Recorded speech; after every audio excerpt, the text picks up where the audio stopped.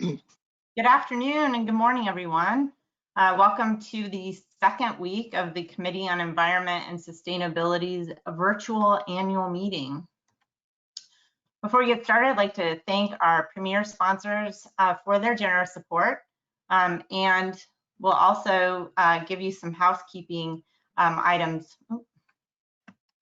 So all of the attendees are currently muted, and there are a couple ways to participate. One is to enter a question in the question box, and that is actually because we have so many attendees today. We have over 500 people registered. We would ask that you use this option and ask a question at any time. You can raise your hand, and we will monitor that and try to unmute you. But again, we do have a few hundred folks on the phone today, so if you wouldn't mind asking your questions through the question box, that would be fantastic. The second piece of housekeeping is where your audio pin is located. Oh, sorry, everyone. Your audio pin there, again, if we are able to see your hand is raised and unmute you, we'll need to enter your audio pin if you dialed in by phone. There are a couple of handouts in the handouts tab. One is a revised agenda for today's session, as well as agendas for the next few sessions of this virtual annual meeting. You can download those at any time. And the other thing, the last thing to point out is if your control panel disappears, if you click on the orange arrow at the left top corner, you can minimize and maximize your control panel. So those are just very few high-level housekeeping items. We also have included some information about today's agenda. Again, there is a revised agenda that I will be sharing with you at the end of this presentation. Next week, we will have cultural resources themed afternoon, so please join us for that. And then the week after that, we have the Air Quality, Climate Change, and Energy Subcommittee. And, sorry, we will finish up with the Environmental Process Subcommittee on October 29th. And again, the agendas for these sessions are in the handouts tab on your control panel. And again, just want to thank our sponsors, AECOM, Bentley, HNTB, Jacobs, and WSP. Those are our premier sponsors. And our capital sponsors, American Concrete Pipe Association, HDR. And then last, this is the copy of the agenda that is in your handouts for today's session. Please feel free to download it and follow along. But with that, I will turn it over to Jane Hahn for welcome remarks. Jane is the chair of the Natural Resources Subcommittee. And Jane, go ahead and take it away. Thank you very much.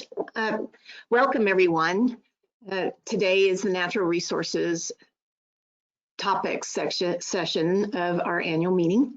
And natural resources topics are some of the best parts of my job as environmental programs branch manager here in Colorado. Today we have a number of states that are willing to share some of these interesting and emerging topics with you. In addition, I just want to talk about that we have 1-hour natural resources subcommittee calls every 2 months. The next one is November 18th. If you are not already on distribution for these call notices, please let me know and I'll chat my email address. But just as a teaser, we have set up a presentation for that day, November 18th, by Tricia Markle, PhD, Wildlife Conservation Specialist from the Minnesota Zoo. And her presentation is called Mitigation of Small Animal Road Mortality, Researching the Effectiveness of Barriers and Signs. We also take other topics that folks would like to share or discuss, so let me know about those as well. So welcome, and we might as well just go ahead and get started. Thank you.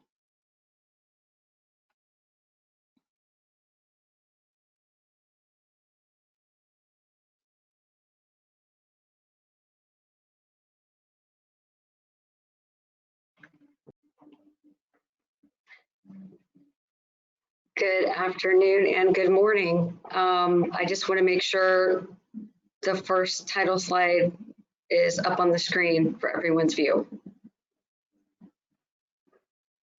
It Yes. is up. Yeah. That's good. Great. Okay. All righty. Welcome. Good afternoon here in Eastern Standard Time land. And for those of you west of Ohio, I have no idea what time it is now. Sometime in the morning. So we are here. My panel is here, and thank you for participating and not saying no to my request to participate. This session, this panel discussion is called the 2020 Definition of Waters of the United States and Permitting Implications under the Clean Water Act. For those of you that know anything about this, this is a pretty hot, dynamic topic that has recently changed this summer.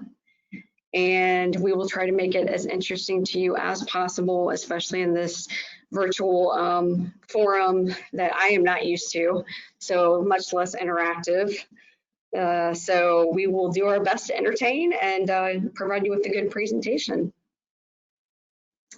Moving on, so like I said, my name is Adrienne Early. I'm the Waterway Permits Program Manager at Ohio DOT. Dan Redgate will read my bio at the end, so it's not awkward that I read it. Our panel participants, I just want to thank again for participating and being a great group. Lots of meetings, lots of great discussion. Our first panel participant is Dan Redgate. He's the Water Resources Program Manager for the Virginia Department of Transportation and is responsible for managing the statewide water quality permit program.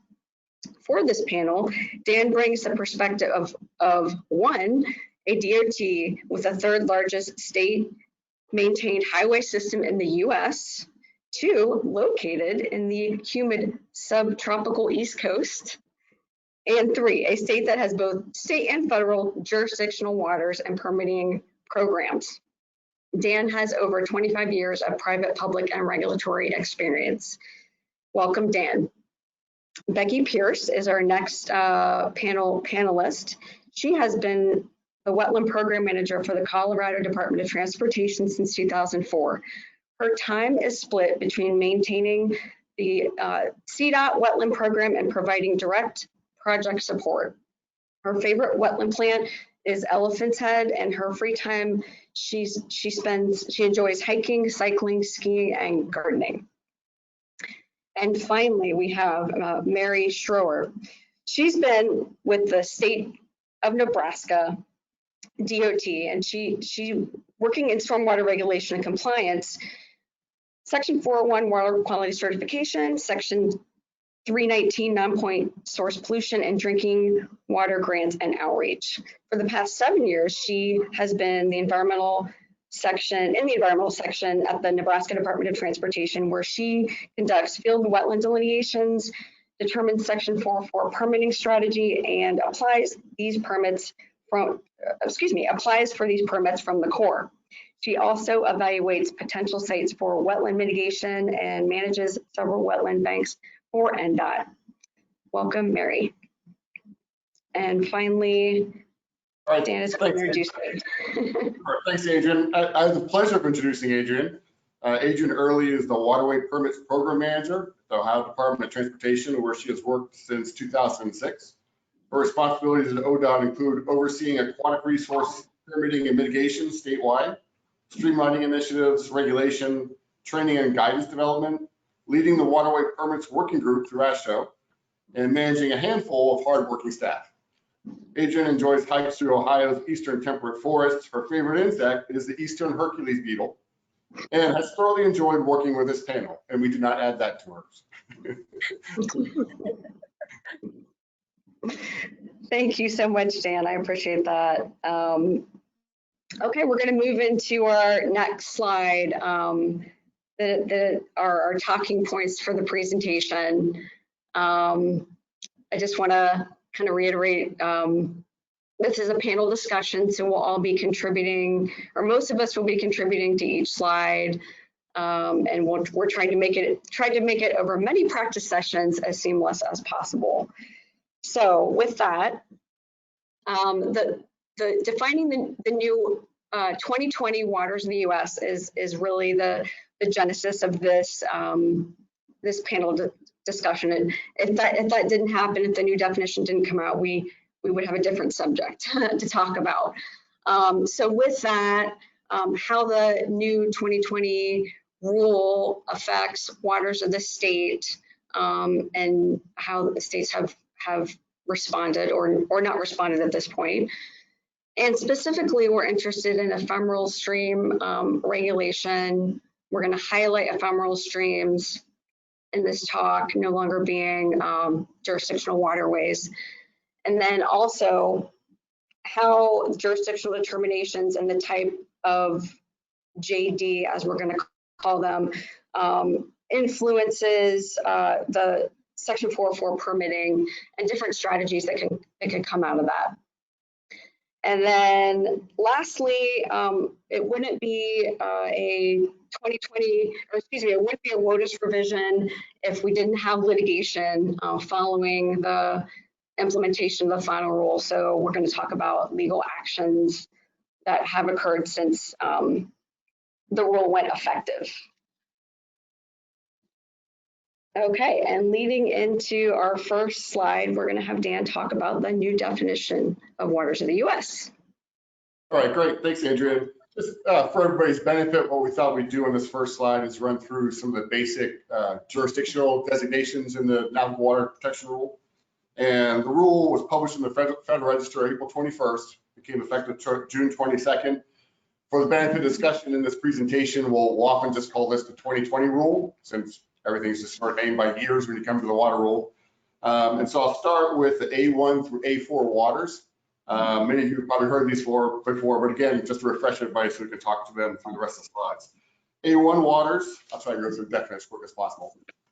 Territorial seas, waters used in interstate foreign commerce. So those are used or used in the past or maybe susceptible to use in interstate or foreign commerce, including waters which are subject to ebb and flow of the tide. So it's typically what we refer to as TNWs, traditional navigable waters, or territorial seas. The A2 waters are the tributaries, which are now only perennial and intermittent, being jurisdictional. So a tributary means a naturally occurring surface water channel that contributes surface water flow to paragraph A1 water in a typical year, either directly or through one or more paragraph A2 or A3, A4 waters. A tributary must be perennial or intermittent in a typical year. So you'll hear typical year a lot when you look through the Navigable Waters Protection Rule. So I'm going to read that definition off for our use.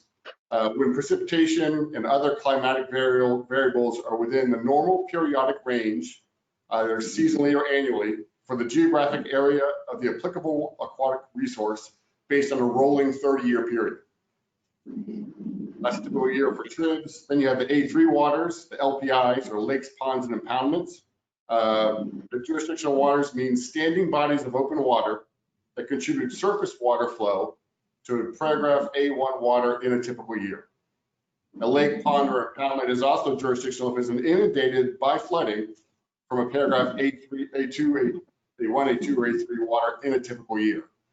And then the last is the A4 waters, which is the adjacent wetlands. Wetlands are jurisdictional.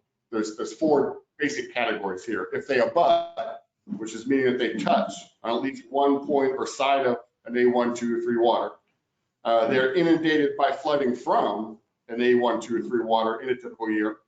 If they're physically separated by a natural berm, a bank, dune, or similar natural feature to an A1, 2, or 3, but if they're physically separated from an artificial dike, such as a barrier, similar artificial structure, we're talking like a culvert, a flood, a tide gate, something like that, then there needs to be a direct hydrologic surface connection between the wetlands and the water in a typical year. That's the A1 through A4 waters. Hey, Dan, I would like to add, just to clarify a detail under the A2 waters category, the 2020 rule distinguishes between ephemeral flow resulting from a snowfall event from sustained intermittent flow resulting from melting snowpack. So in other words, headwater streams in mountainous areas that are supported by glacial melt or snow melt are considered an intermittent stream and therefore an A2 water under the 2020 rule. Great. All right. Thank you, Becky. Thank you, Dan. Okay, we're gonna move on and start discussing jurisdiction, or what is not jurisdictional, and Mary is going to fill us in on this slide. So these water types are not considered waters of the U.S. Some of them previously, these have been considered, not considered waters of the U.S. So in the 2020 rule, there have been some additions and then definition changes that have altered this list. First and foremost are the ephemeral streams. As Dan previously said, ephemeral streams are no longer considered waters of the U.S. So this is a big shift in authority. The ephemeral channels are those surface water features that only flow as a result of precipitation. So we're talking like gullies and swales, ephemeral streams. So this change shifts regulatory authority of an entire water type from federal to state and tribal jurisdiction. Ditches have also been impacted by the 2020 rule. Now only those ditches that meet the definition of a tributary with flow in a typical year are considered federally jurisdictional.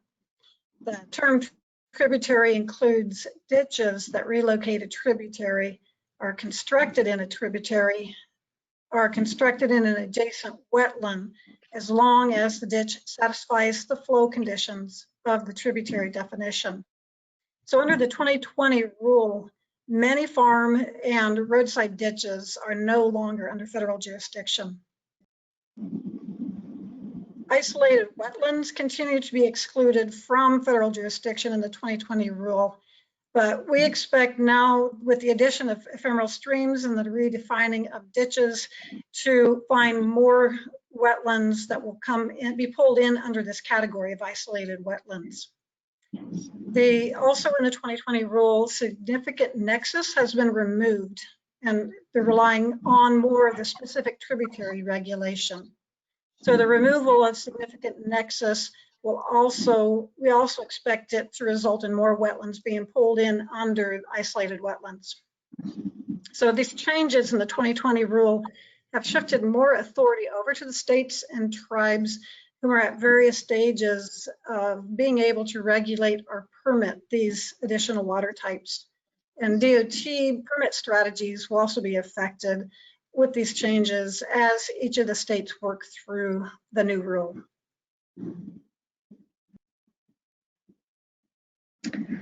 Thank you so much, Mary. Dan and Mary and Becky both, they all provided a good foundation for this discussion. We had to give you guys some facts. We'll bore you with the facts before we kind of really start talking about some of the gray areas and how our different states are dealing with the regulation change. So this is my I have to make a joke about this slide. This is my abstract art attempt that I had this vision in my mind, and much to the chagrin of everyone else that like what are we trying to say here? So we had a good laugh about it, and I guess I was stubborn enough to not want to take it out. But here we are, and I'm just gonna explain the concept here. We have the smaller, obviously the smaller circles represent each state: Colorado, Nebraska, Ohio, Virginia. The bigger blue circle represents waters of the US, and then the gray circle is kind of waters of the state, but each state is kind of floating out there either within the big circle or those quote gray areas. And I swear that it just kind of happened this way, that Colorado, Nebraska obviously are within that waters of the US circle. Virginia and Ohio very similar, and it wasn't planned that way at all. It just fell out that way, but it really makes for an interesting story, and it has nothing to do with the Mississippi River, I promise, since that is between our states there. So with that, Becky's going to initiate this kind of big picture discussion of what this means, and then we're really going to get into the weeds after this slide. Becky? Yeah, thanks, Adrienne. So hopefully folks know, but if they don't already, Colorado is still operating under the 2008 EPA Army Corps guidance memo regarding Clean Water Act jurisdiction, following the Supreme Court's decision in the Rapanos versus the United States, and then the Carabel versus United States decisions. I'll talk more about the Colorado stay on the rule, on the 2020 rule later. Colorado currently has no state permitting system for regulating the discharge of fill material into state waters. The state waters in Colorado includes any and all surface and subsurface waters which are contained in or flow in or through the state. So that does not include waters in sewage systems, waters in treatment facilities, and so forth. Mary? Nebraska doesn't have its own state permitting program either, and we rely on the federal review. The Nebraska Department of Environment and Energy, NDEE, does not have immediate plans on taking any more authority than they currently have, but they are currently investigating 404 assumption.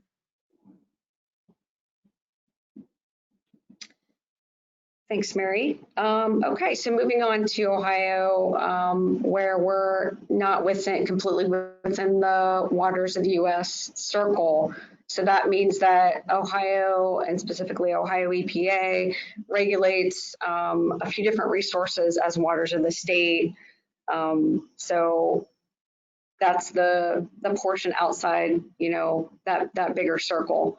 I don't want to get ahead of myself, and we're going to talk more about each state's program in the next slide. So moving on to Virginia. Yeah, thanks, Adrienne. Well, as with a lot of states, our Department of Environmental Quality, or Virginia DEQ, has its own state waters and state permitting program. Some states have a state permitting program, some don't. Until the 2020 rule, the Corps and the state waters were very similar. The only difference was isolated waters. And so usually when we were doing our typical permitting for a DOT, if you're getting nationwide RPs, the 401 search from the state was sufficient. And so, you know, as you know, as we'll go on to the next slide, it's the 2020 rule. The game's changed now. Now there's more waters outside the blue. Very good, thank you, Dan.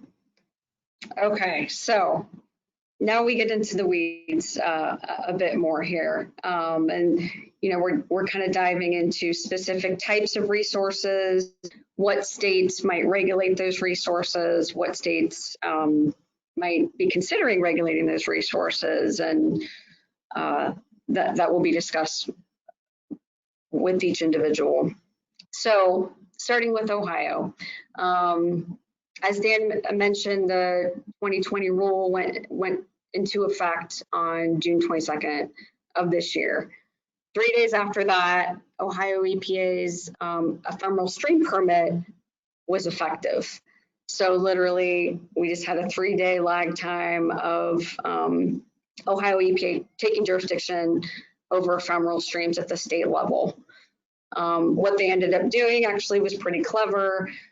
Since they didn't have the time to go through extensive rulemaking process that we have in Ohio that they would have to do to get it in rule, they actually revised and modified the existing isolated wetland permit that is under the Ohio Isolated Wetland Law, that is outside waters of the U.S., outside of the Clean Water Act, and rolled that out.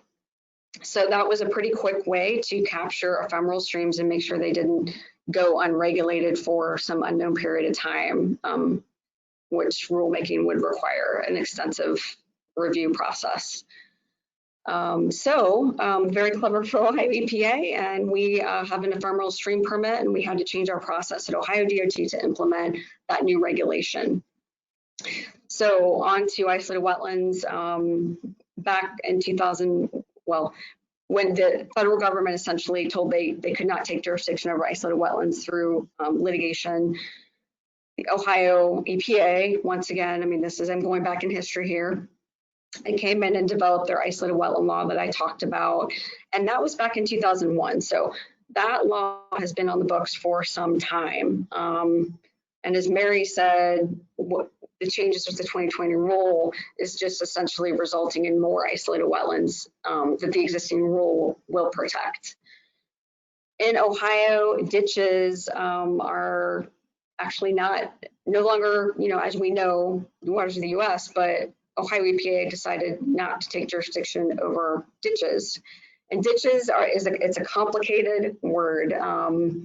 There's a very casual usage of the word ditch, but in the regulatory sense, it's very specific. So we don't have to permit those in Ohio now with once the new rule went into effect. So those are essentially like not a term in our vocabulary in the regulatory sense.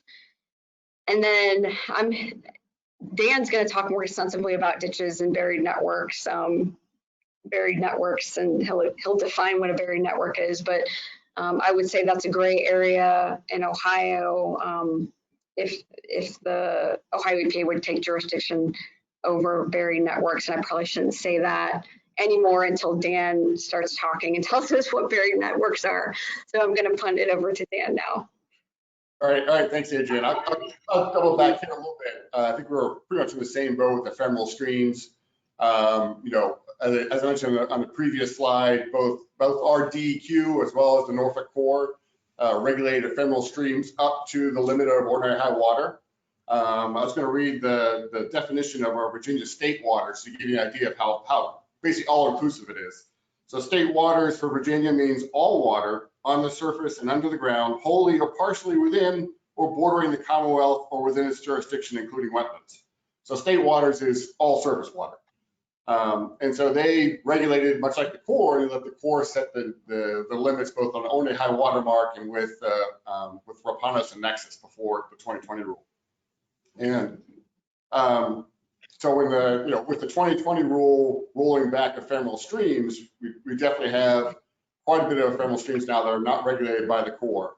And we now will have to switch over to essentially having two delineators, one from the state, one from the Corps on site, and each one drawing where the boundary is between intermittent and ephemeral, and then getting a state permit for the ephemeral impacts and a Corps permit from there down.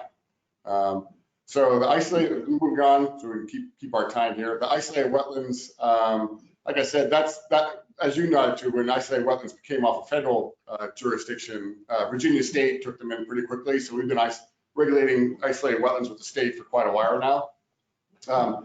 Ditches seems to differ by the states, and all four of us talking about the different states. It's interesting in Virginia because both the Corps and DEQ regulate ditches to the extent that they would be a channelized stream, to the extent that under the Rapanos you'd have a nexus to an adjacent wetland, jurisdictional wetland or stream. So whenever a ditch connected to something, they took jurisdiction of it. And so what Virginia had to do, and what we've been doing recently, is working with not so much pulling back geographic jurisdiction, but pulling back activity jurisdiction. So we've worked on getting exemptions for routine maintenance of ditches from our state and now from the Corps. And then for buried networks, that's interesting. I have to say buried networks is a bit of a surprise. We did not catch that in our first run through of the Federal Register. But I'll just read it quick here because the buried networks in the 2020 rule, they make mention that they recognize that subsurface connections that could maintain jurisdiction, not be jurisdictional, where tributaries are relocated below the ground to allow reasonable development to occur.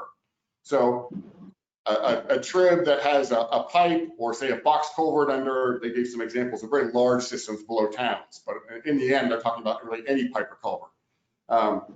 The culvert itself is not jurisdictional, but it does maintain jurisdiction through it. The 2020 rule says that these channelized subsurface features do not become groundwater, so it's still basically a buried channel. And in all cases, the underground or buried portion of a channel network is not jurisdictional under the final rule. In all cases, they said. And so they listed as an examples, if you go to the B1 exclusions that Mary had in the 3rd or 4th slide, says it includes, these are all waters that are non-enumerated between A1 and A4. So that's kind of where the culverts slip in, is the B1. The B1 is basically saying, if we haven't named it between A1, 2, or 3, or 4, it's not jurisdictional. And so that, like I said, that was a bit of a surprise. Our Norfolk Corps is interpreting that as stated. So we are now kind of in a little bit of a pickle, because whenever we do a culvert replacement, the Corps will not take jurisdiction of the culvert. But if we're adding riprap protection or anything outside the footprint, they will. So that kind of puts a wrinkle in getting your nationwide. And then, so that's the buried networks. I think that's it for my run through that. Want to switch to Becky? Yeah, so as I mentioned previously, Colorado does not have a state permitting program currently, but the Colorado Department of Public Health and Environment is currently engaging stakeholders in the development of a state dredge and fill permitting program. And the likelihood of such a program becoming legislation goes up significantly if the stay on the 2020 rule in Colorado is removed. The program is being developed to regulate what are being referred to as gap waters. And so the so-called gap in regulated waters covered under RPANUS and the 2020 rule would be an issue for Colorado. Those gap waters primarily being ephemeral streams and associated wetlands. I do want to highlight, though, that this potential state program is not a 404 assumption, and I'll talk more about CDOT's involvement in the state program in a bit. So in Nebraska, I also mentioned that we don't have a state permitting program, but Nebraska does review applications for federal Section 404 permits authorizing dredge and fill activities to surface waters for compliance with their Title 117 Nebraska Surface Water Quality Standards, and specifically for anti-degradation clause. The NDEE grants water quality certification for the federal nationwide permits. There are some conditions depending on the waters that they may impact. They do not review these applications, though, except for the ones that are impacting specific waters. They do review applications for federal individual 404 permits and for impacts to specific waters in the Nebraska. If an activity is likely to violate standards, conditions complying with Title 117 will be issued with certification, or certification is denied. They send out letters of opinion for activities in waters of the state. Over to you, Adrian. Thank you. Thank you, Mary. Yeah, so I hope this highlights to everyone how different our states are. And again, like, it's funny how we all came together, because, even though we knew each other through my working group through AASHTO, we didn't realize the contrasts or the similarities and the contrasts that come out, out of our state programs, and how each state regulates differently, and then the implications so far and potential future implications of the 2020 rule. So it's really pretty fascinating. And, we literally had hours and hours of phone calls talking about this and preparation for this, but really learned a lot about each other's programs. I also want to highlight that not everything's figured out here, right? So, I mean, as it's pretty obvious, I've talked to a lot of other DOTs that they're trying to get interpretation of the 2020 rule from their core office, as we are Ohio DOT. So it's not something that they immediately understand, because they're not the developers of that regulation. They have to receive their own training internally before they basically talk to stakeholders and help us understand. So we still have a lot of questions out there that we'll be learning and evolving with what we know on this very dynamic topic. So that's getting in a little weedy, and we're going to continue being in the weeds. But first, we'll show you. We need one slide with pretty pictures contrasting our ephemeral channels in each state. So with that, I will have Becky start talking about ephemeral channels in Colorado. Yeah, so Colorado is dominated by two ecoregions, the central shortgrass prairie and the southern Rocky Mountains.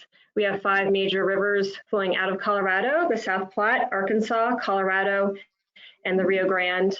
Using the National Hydrography Data Set, there are about 280,000 linear miles of rivers, streams, ditches, and pipelines in Colorado. And of those, approximately 24% are ephemeral, 52% are intermittent, and 12% are perennial. But the ephemeral streams are only mapped on federal lands in NHD, so that underestimates the mileage. Approximately 1 million acres of wetlands exist in Colorado, which is about half of what was here prior to European colonization. The Colorado photo you see on the screen is of an ephemeral channel in front of the Rowan Plateau west of the town of Parachute, Colorado. The statewide annual average precipitation is about 17 inches, so you can imagine we have a lot of ephemeral channels. Thanks, Becky. Okay, moving on to Ohio. As you can see, the stark contrast between Ohio's photo and Colorado's. This picture was taken during / right after a rain event. So we have water flowing in this ephemeral channel. It was identified and determined, ephemeral by the Corps pre 2020, but still ephemeral nonetheless. So in Ohio, like I said, our state's pretty wet. We have about 38 inches of, on average, of annual rainfall per year. Some pretty big river systems and 2 major drainage basins, one draining to the Ohio River and the other to Lake Erie.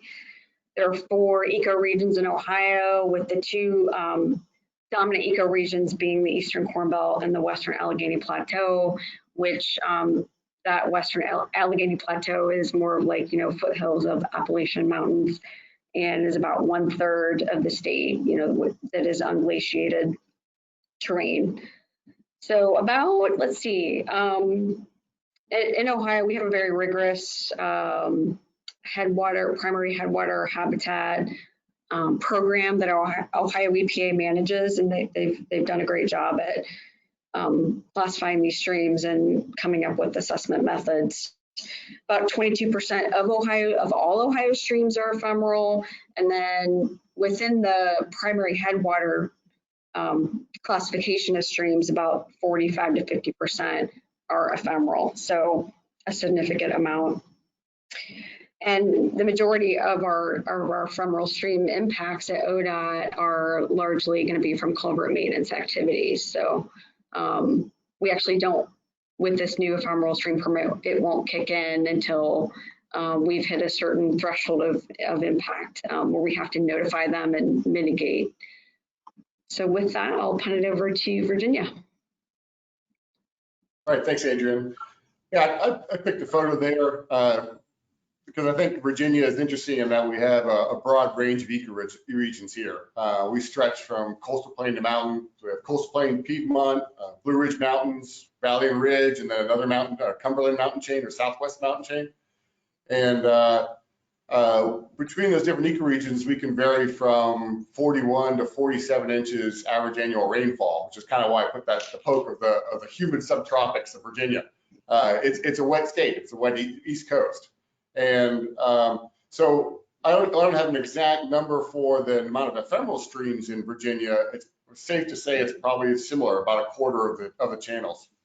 And but Virginia, because of the type of land surface and amount of water, we have a lot of dangers. It's a very dendritic network. It's a lot of streams, and which is the other reason why I said we have a lot of lane miles, because there's a lot of stream road crossings.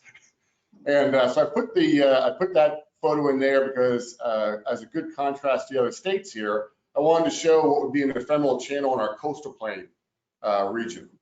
And this photo came from our Hampton Roads District. Mike Musamelli and Dean Devereaux were doing a delineation there.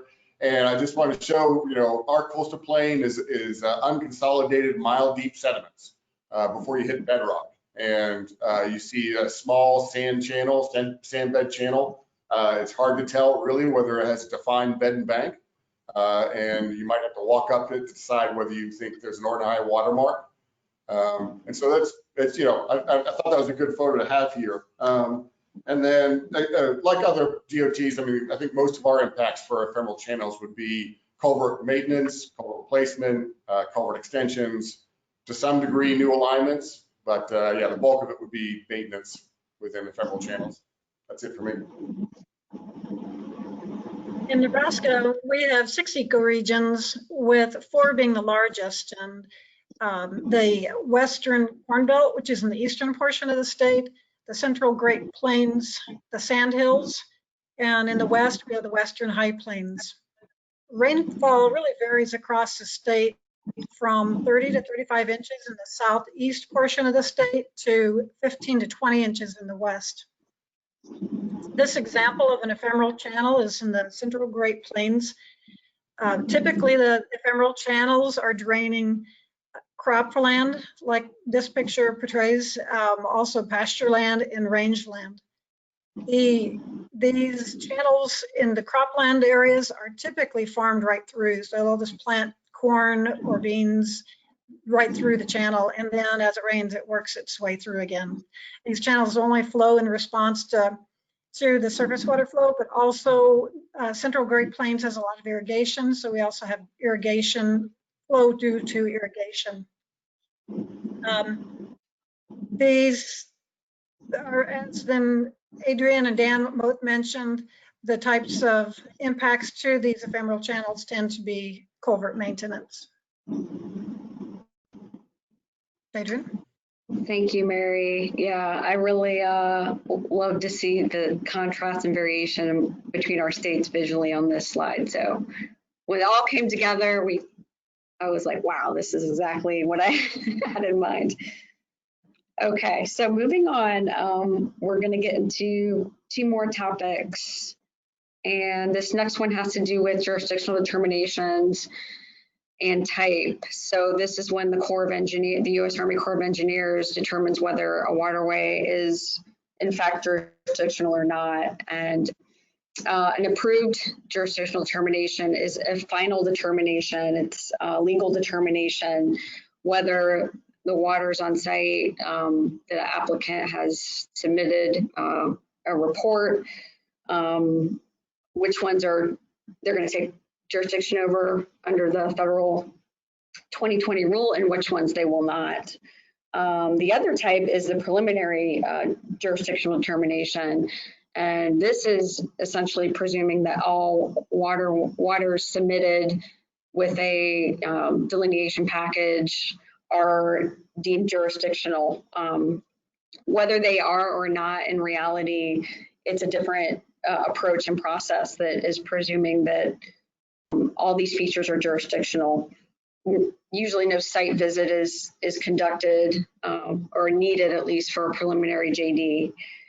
And the preliminary JD does go quite a bit faster than the approved JD. However, the process has sped up for the approved JD with the 2020 rule.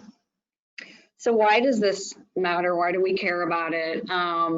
Really, it's interesting because when this 2020 rule went effective, you know, we didn't think too much about JD type. I mean, a little bit, you know, how it changes things at Ohio DOT. And then very, very quickly it came to light that, wow, it actually really matters how we go forward with the permitting agencies and our requirements as to what type of JD we go with. And in Ohio, we have the ability to choose. So the Ohio EPA and the Corps, well, the Corps mainly, has indicated that we can tell them what type of JD we want. And we can actually even have 2 different types of JDs on one project.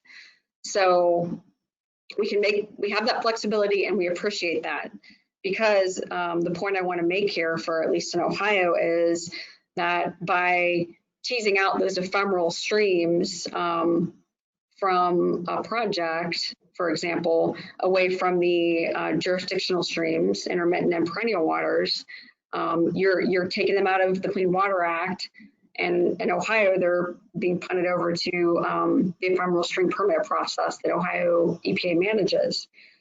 So we've actually already, there's been a couple of projects, we've reduced our permitting requirements and our mitigation requirements and costs, because by pulling out those ephemeral streams out of that, the Clean Water Act jurisdiction, it basically takes some of those impacts below thresholds where we might not have to mitigate, and we're going over to Ohio EPA, where there's also a threshold that we may or may not have to mitigate. So there is a strategy that we've quickly found we can utilize. And I know it's different in every state, and I'm going to send it over to Dan to talk about how Virginia manages the JD process. Thanks, Adrian. In some ways, it's similar in terms of permit thresholds and the mitigation strategy. We've, for the longest time, we've pretty much operated on a preliminary JDs. We approve JD to be for certain situations, larger projects. We're doing alternative delivery projects like design builds. We may need to approve JD so to reduce the risk for the contractor on design build projects. So it was unusual for us to get an approved JD. But now, with the jurisdiction removed from ephemeral streams, from culverts, one of the complications we're running into is that the Corps, basically, if you have a project site that has a water feature that's not under the Corps' jurisdiction that we're operating in, the Corps is saying you need an approved JD. You can't have a preliminary JD if you've got non-jurisdictional features on that site. And so they're basically pushing us to a lot to do approved JD as much as possible. And again, that can be procedurally, that can be a problem that it might slow us down. But like you said, there's an advantage here if we're going to look at bigger projects and try to reduce permit burden, reduce the types of permits we get from IPs down to regional permits down to nationwides, by removing ephemeral streams or culverts or anything else that just became non-jurisdictional 2020 rule, we can save on both permit burden and mitigation costs.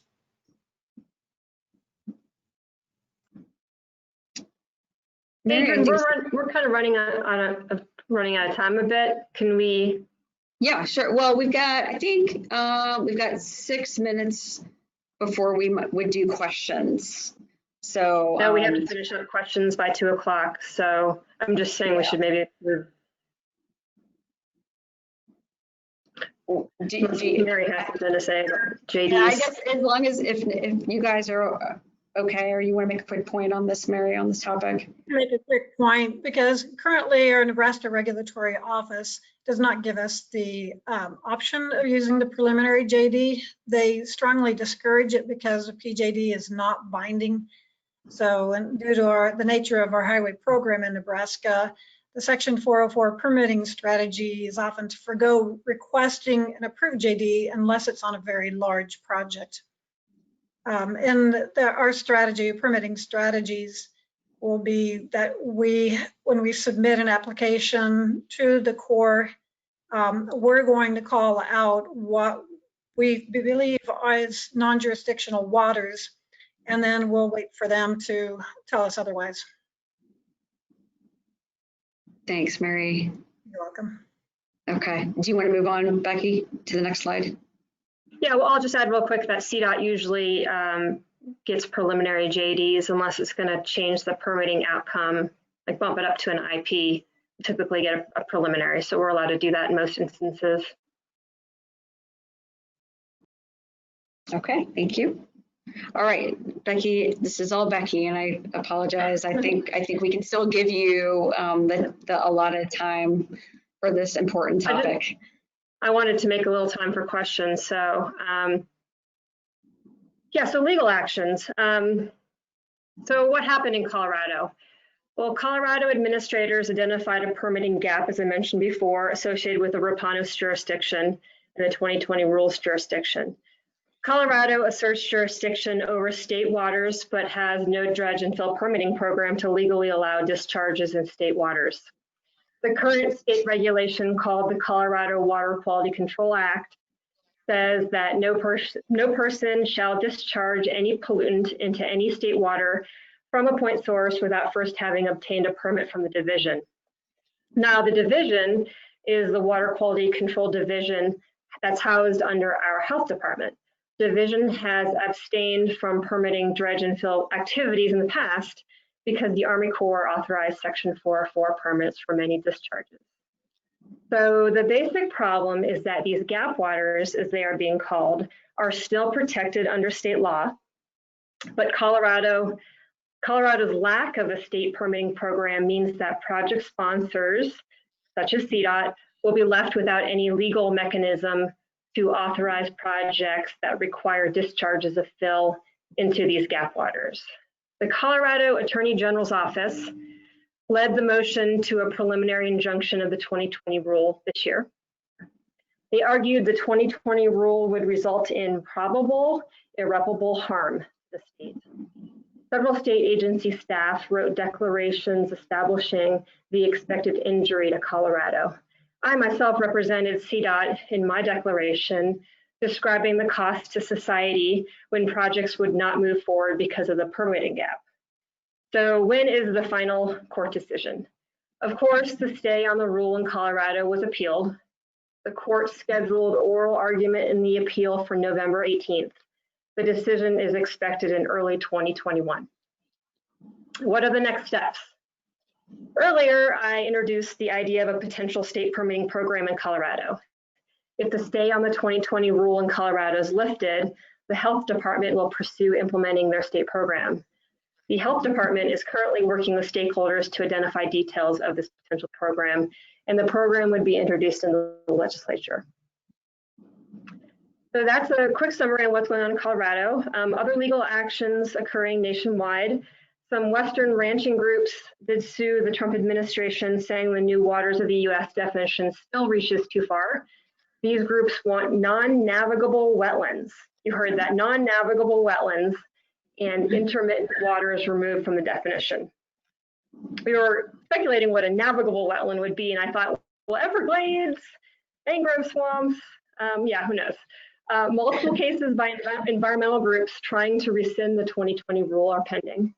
And a coalition of tribes filed a lawsuit against the Trump administration, saying the 2020 rule leaves critical water bodies unprotected. The tribes said they would be forced to fill this regulatory gap at great expense to them if Clean Water Act protections are lost. And there's probably other legal actions, but those are just the major highlights. Thanks, Becky. You are special because you are the only state with the stay. I'm happy about it, but we'll be very anxious to see what happens in Colorado for sure. Okay, wrapping this up, I guess just some takeaway points that we would like everyone to kind of think about that pretty much jump out. But the 2020 rule has certainly, as clearly eliminated jurisdiction on some resources, which has caused some states to shift, the shifting of the regulation to states, which some have, actively pursued, regulating those resources. Some are in development and discussion, as we've talked about. Certainly there could be some permitting advantages, as we talked about, in relation to the type of jurisdictional determination. Mitigation requirements can change, thresholds can change. So it's something that DOTs are really closely looking at to, what best suits our program. And then finally, the legal topic. I mean, what would a revision to the WOTUS be without legal action, which Becky talked about. And I'm pretty sure there's more to come on this dynamic topic in the future and what happens with the waters of the United States. So with that, I think we're done with our formal presentation. Thank you very much. Thank you to the panel participants, Becky, Dan, and Mary. Sorry. There are a few questions. Yeah, this is Melissa. We do have a couple of questions for the panel. So the first one I think is for Becky. Just living in Virginia now and having been from Colorado, I'm suspecting it's for Becky, but you tell me if I'm wrong. Is there a definition of snowpack? And is snow on plains considered the same as mountain snowpack? No, so it was a snowpack collecting over time. So, and I even think the word headwaters comes up in the Federal Register for the 2020 rule. So it's definitely a season of snow melting during the spring. So I guess the answer would be no. Okay. And then the second question is, if a wetland forms in a roadside ditch, would it be a WOTUS under the 2020 rule? It Depends on the depends, right? state. I personally would like to punt that question to anyone else but me.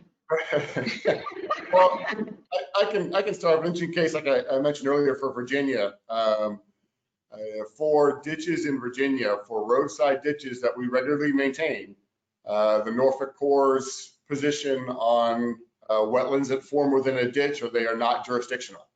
The normal state of a maintained ditch is maintained. It does not have a wetland in the bottom of it. But according to the 2020 rule, you can't have a wetland in a ditch. It's constructed through wetlands, and it forms again. So it could be jurisdictional.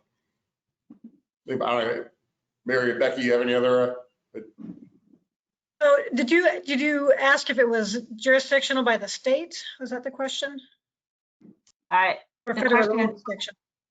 it's if a wetland forms in a roadside ditch, would it be a WOTUS under the 2020 rule? Right.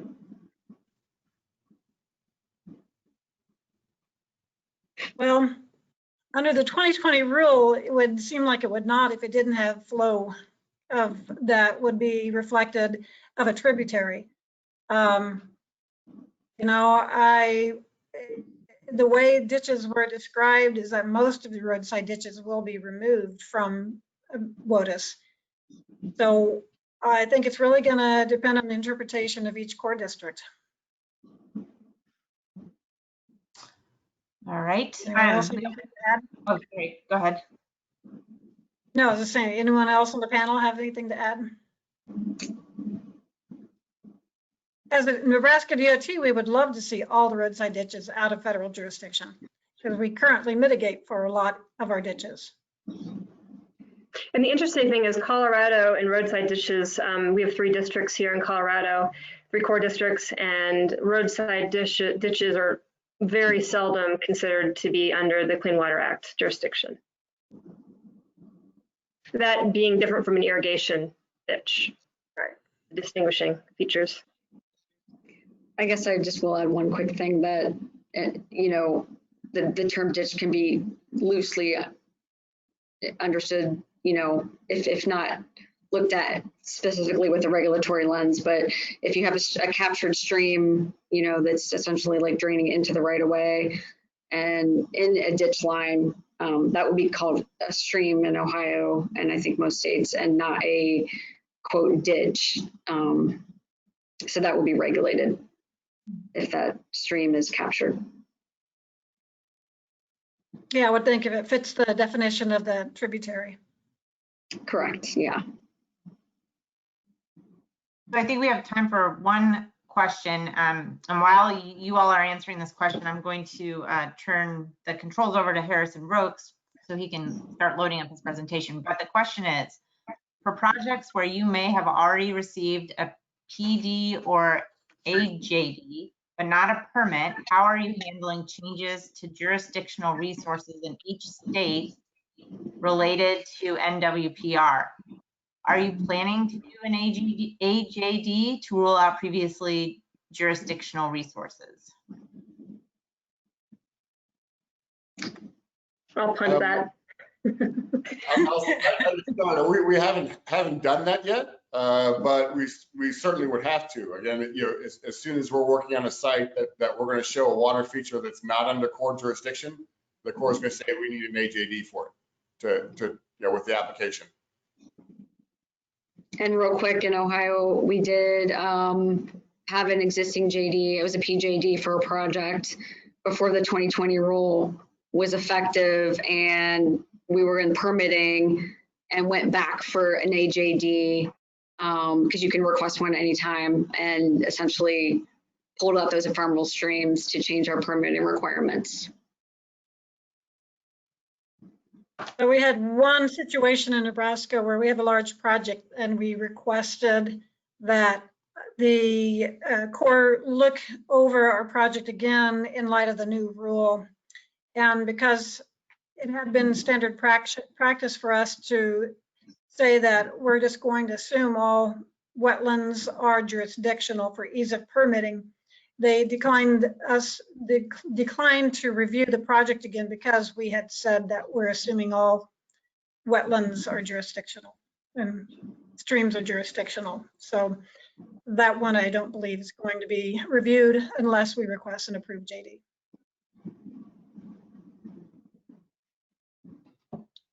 All right. Well, thanks to you all very much. And our next presenter is Harrison Brooks with Sanborn Head and Associates. And I see your slides are up, so I think you're ready to go, Harrison.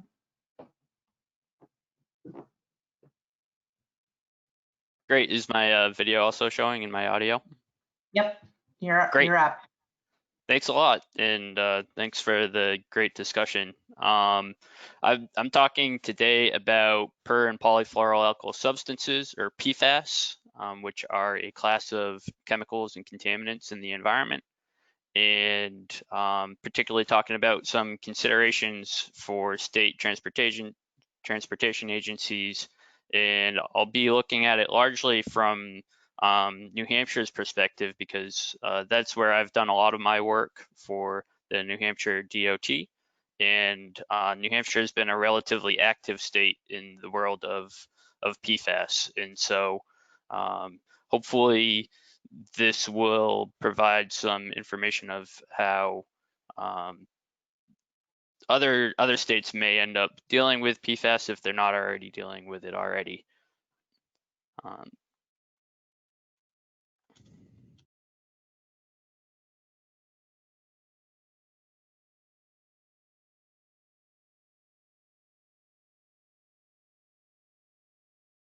Hey, Harrison, I think you're muted.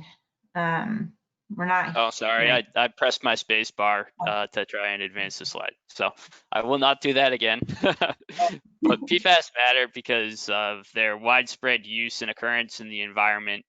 They have some challenging chemistries that make them unique in some ways. And there's also really some low risk-based values out there for regulating PFAS. And so those things combined make them pretty challenging from a management perspective. And then on top of that, there's still a relatively new contaminant on people's radars. And so there's a lot more information emerging as far as the science of these go. For DOTs, they pop up, or they have the potential to pop up quite a bit, particularly in due diligence and legacy sites, as well as for construction projects with dewatering and excess fill. So PFAS is a really large encompassing term. It includes thousands of different types of chemicals, including things like PTFE, which brand name is Teflon, but lots of the PFAS that are being talked about in an environmental perspective are these perfluoroalkyl acids. And you may be familiar or have heard of PFOA and PFOS. Those are two specific types of perfluoroalkyl acids. What makes PFAS distinguishable from other classes of chemicals are this carbon chain with the fluorine attachments here. And so this is what makes a PFAS, and it's really these PFOA, PFOS, and similar compounds that are the most kind of understood in the environment and have the risk better understood as well. So that'll be kind of the focus of the rest of these slides. PFAS have been used for lots of different purposes, and they're particularly useful because they are resistant to chemical degradation. They're also water and oil and heat resistant. So they've been used for things like fabric treatments and resistant coatings, things like fabric treatments on couches, as well as performance materials, plastics, adhesives, and waxes. So if you know much about like Teflon or some of those other PTFE products, they have some really favorable material properties that make them useful in products. Then there's another part of PFAS that's super useful. They're a surfactant, which means that they hang out at the air-water interface, and that has made them useful for chemical and other process manufacturing processes, as well as being used in firefighting foam in what's known as aqueous film forming foams, or AFFFs. And I'll talk more about AFFFs later. And on top of all of these, there's more and more uses for PFAS. They pop up all over the place. For releases to the environment, there's several pathways that have been identified for industrial releases to the environment. The first is directly from a facility, either to groundwater through spills or leaking tanks and things like that, or discharge to surface water. There's also potential that solids from wastewater treatments end up impacting the environment.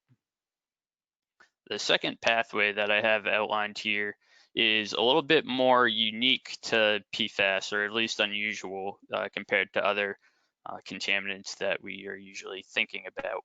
And this is the aerial deposition pathway.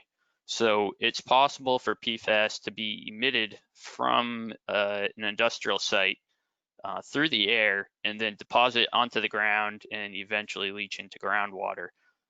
So that makes for some interesting and particularly challenging sites, as you'll see in later slides. And then a third pathway is through wastes, and those wastes can be deposited in lined or unlined landfills, and releases might occur. And so that's just a third pathway that's quite common for PFAS impacts to the environment. One of the reasons that PFAS, and in this case PFOA, have really become an important topic is because they show up in people's blood when they've been exposed through drinking water. So drinking water is the main concern for PFAS exposures for PFOA and PFOS in particular.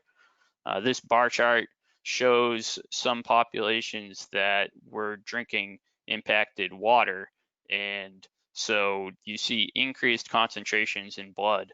But what's interesting here is that not only do you see PFAS in some of the exposed populations, but also historically, back in the mid-2000s, there was 4 micrograms per liter in human blood across the United States. And then more recently, in the mid-2010s, there's a downward trend, and you can see that if you look at more dates, but there's still this kind of background level of PFOA and PFOS in the US population's blood.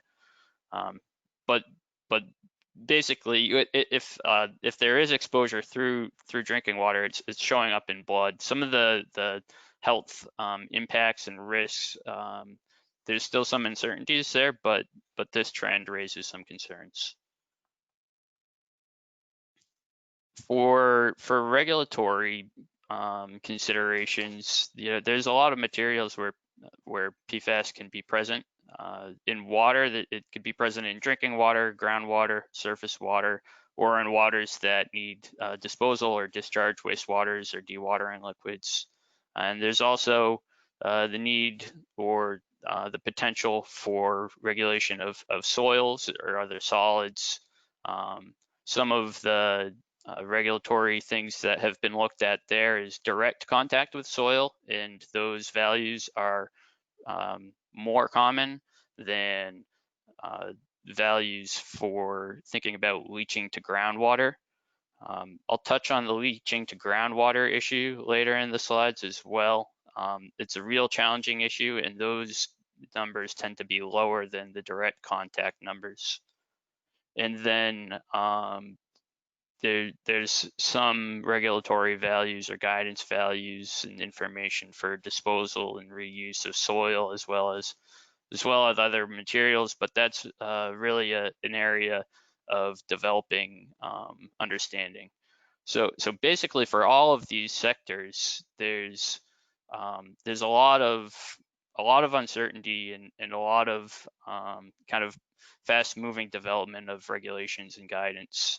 There's been an early focus on groundwater and drinking water, and that's been where people are putting most of the investigation and research efforts. But there's still a fair amount of uncertainty with toxicological information and exposure routes, and then many of these other materials like soil and waste.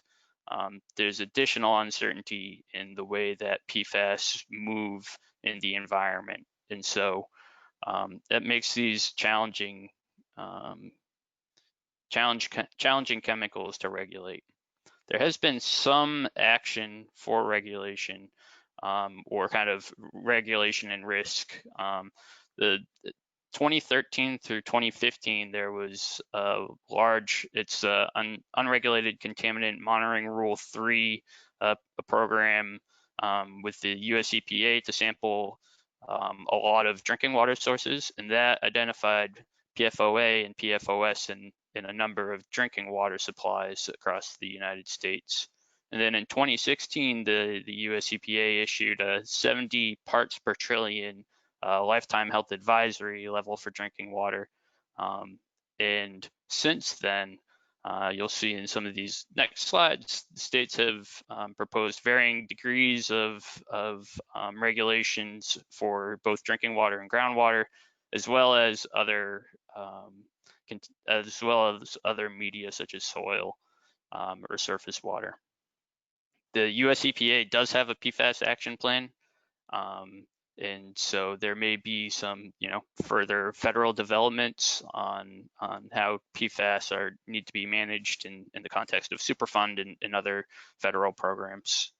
But in these next slides, I wanted to show back before May 2016, so before the US EPA had issued that 70 parts per trillion health advisory level, or lifetime health advisory, there was relatively few state regulatory values for PFOA.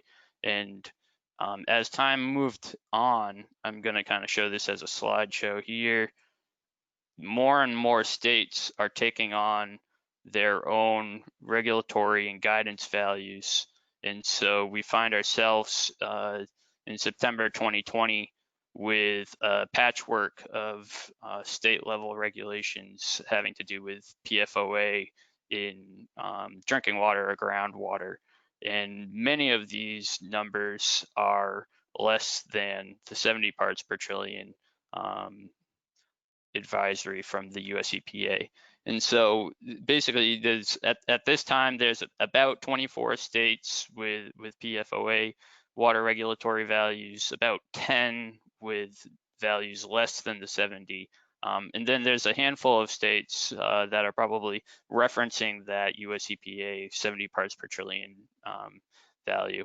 So I thought that was an interesting way to show kind of the trends in regulations over time for PFOA, and that's only covering a 4-year period, so you can see these things are moving rapidly. New Hampshire is an interesting case study. There was several high-profile states that kind of brought up the issue of PFAS in the state, and then the New Hampshire DES, the Department of Environmental Services, required sampling based on those experiences at hazardous waste sites, landfills, and for some environmental assessments that were ongoing. And also New Hampshire, it's been kind of a rocky road, but they've established groundwater and drinking water standards for 4 different PFAS, including PFOA and PFOS between 10 and 20 parts per trillion.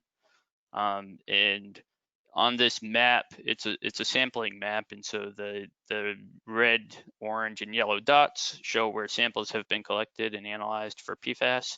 And I'm going to zoom in on this blue box here so that you can see kind of the scope of sampling and detections of PFAS in New Hampshire. The orange and the red dots exceed the New Hampshire regulatory values in groundwater. These are a mismatch of like groundwater monitoring wells as well as private wells. And there's a number of source areas shown on this map.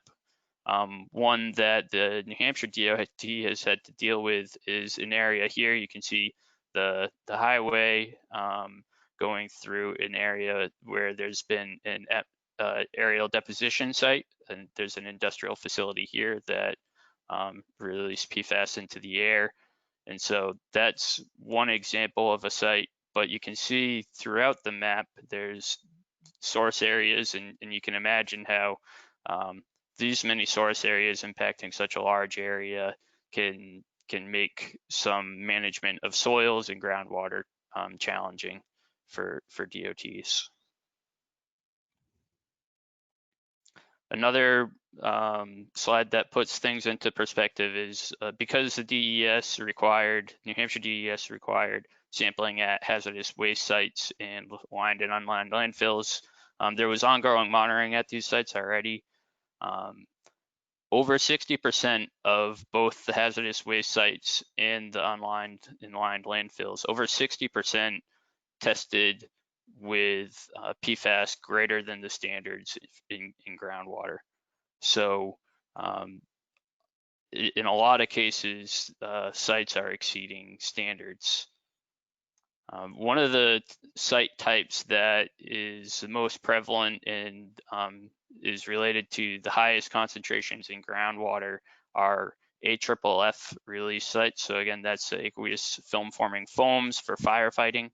You can see on this plot here, the largest concentration detected are mostly at the AFFF Department of Defense facility, as well as some training sites.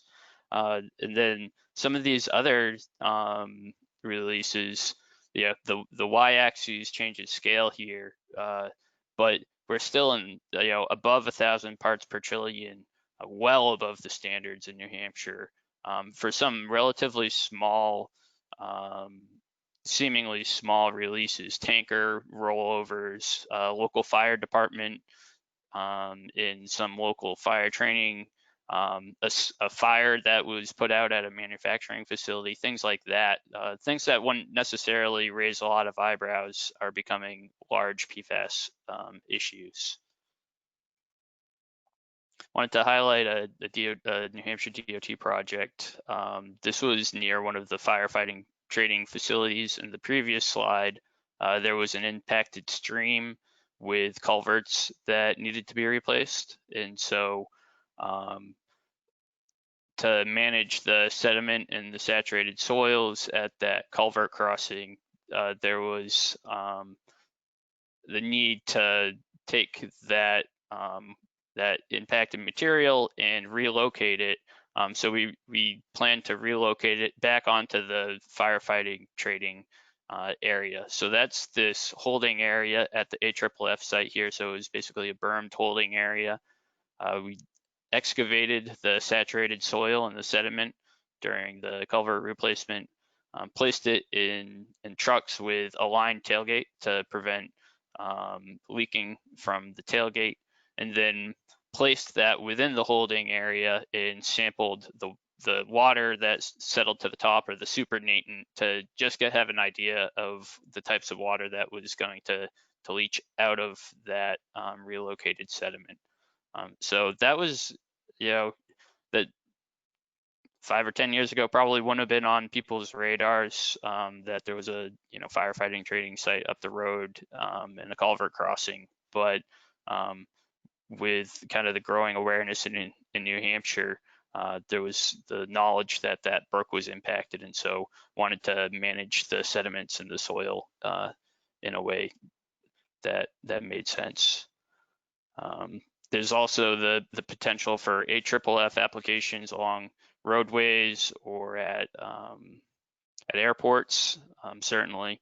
So One thing that has happened in New Hampshire and other states is building an awareness within fire departments of AFFF use. And so firstly, avoiding the use of AFFF is helpful, although certainly there's sometimes the need for it. But then when it's applied, containing or recovering that used AFFF and then following up with investigation has been helpful.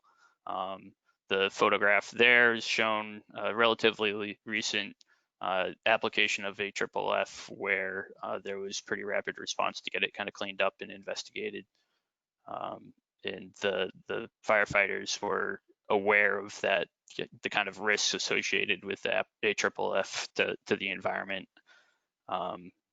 There's also the potential to look back at what other kind of recent or known releases has occurred, but then there's a lot of unknowns with kind of spotty records of historical AFFF use by different firefighting departments or things like that. So it's hard to know exactly where some of these historical releases may have occurred.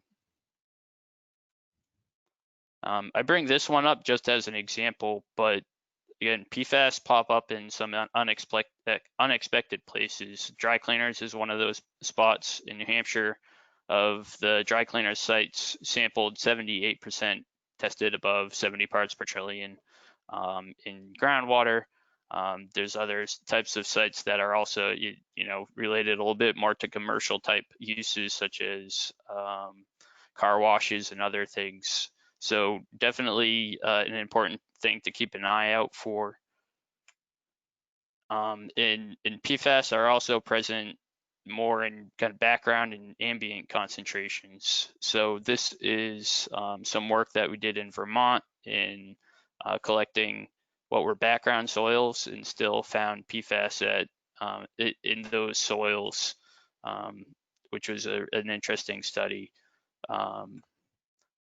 And so something that makes PFAS challenging is their fate and transport. I'm not going to get too far into this because I want to jump to the case study, but there's different mechanisms, things that make PFAS special and different from the regular kind of assumptions that can be made about how contaminants behave in the environment, particularly in soil.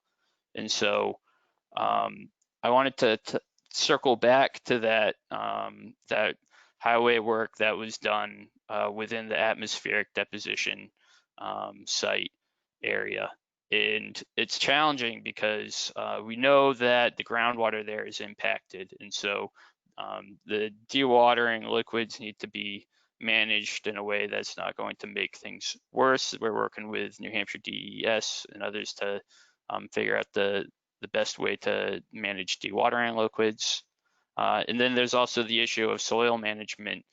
How can excess soils be managed? And how do we understand leaching concerns?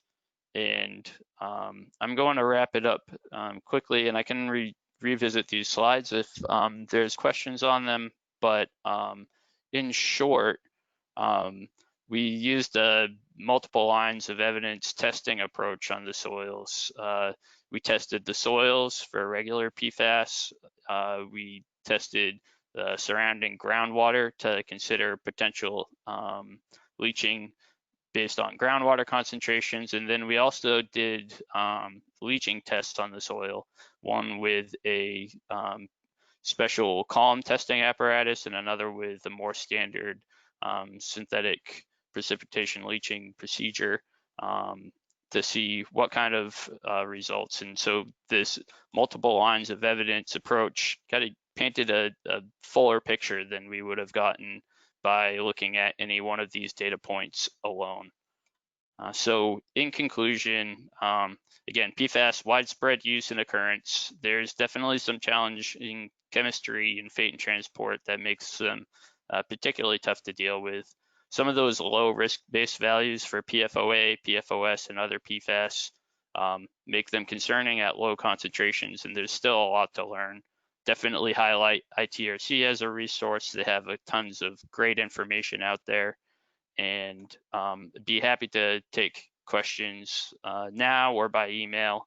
And have to thank so many collaborators, but especially folks at New Hampshire DOT, Bureau of Environment, and the project development teams, DES and ITRC team as well. Again, ITRC is an amazing resource for PFAS information. Thank you. Thanks, Harrison. This is Melissa. So we don't have any questions at this point, but I want to make sure everyone knows that we are recording this webinar and it will be posted to the committee's website. So you will have Harrison's contact information if you need to reach him. So unless I'll pause there and see if Jane or Chris have any closing remarks to make at the midway point of the meeting. Yeah, sure. This is Jane. Be sure to come back because the second part of the session is going to be really fun too, including a wrap up with some lightning round hot topics that we have some states that have pre-signed up and pretty interesting topics. And so return after the break and we'll talk to y'all at that point. Thank you. Thank you.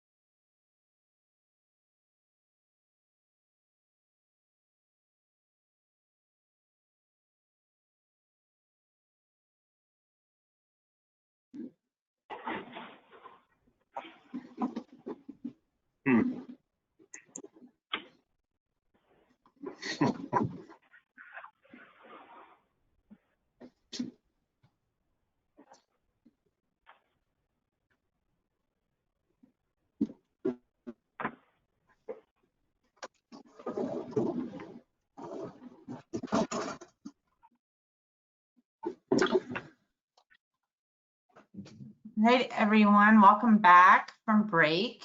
We're going to go ahead and get started with the afternoon session on rethinking roadside uses. So, Chris Gate, I'm going to make you presenter. All right, thank you. Mm-hmm. Well, welcome back from break, everybody. Let me get my presentation going here. Just a second. Perfect. There we go. Okay. Let's see. So, yeah, as I was saying, welcome back to the session on rethinking roadsides. I hope everybody had a good break or lunch, as the case may be. Today, this next session for an hour or so is going to be talking about rethinking roadsides. And we'll touch on topics of pollinators, stormwater, and integrated vegetation management in particular. A lot of states have been considering and implementing alternate uses of areas in the right-of-way recently, and we wanted to present some examples of the innovations and benefits that different states have experienced. So much of this has been considered recently in relation to declining populations of pollinating insects, but there are a lot of different ways that changing the roadside management can benefit DOTs and the environment. So many states began experimenting with and implementing changes to their traditional mowing regime for roadsides, even before the loss of pollinator habitat came to the forefront as a concern. So after my slides, there's going to be 3 other presentations followed by questions and answers. So please put your questions into the chat box and we'll address them after the presentation. So the next 3 will be Joel Hunt from Ohio, Ed Wallingford from Virginia, and Ray Willard from Washington State.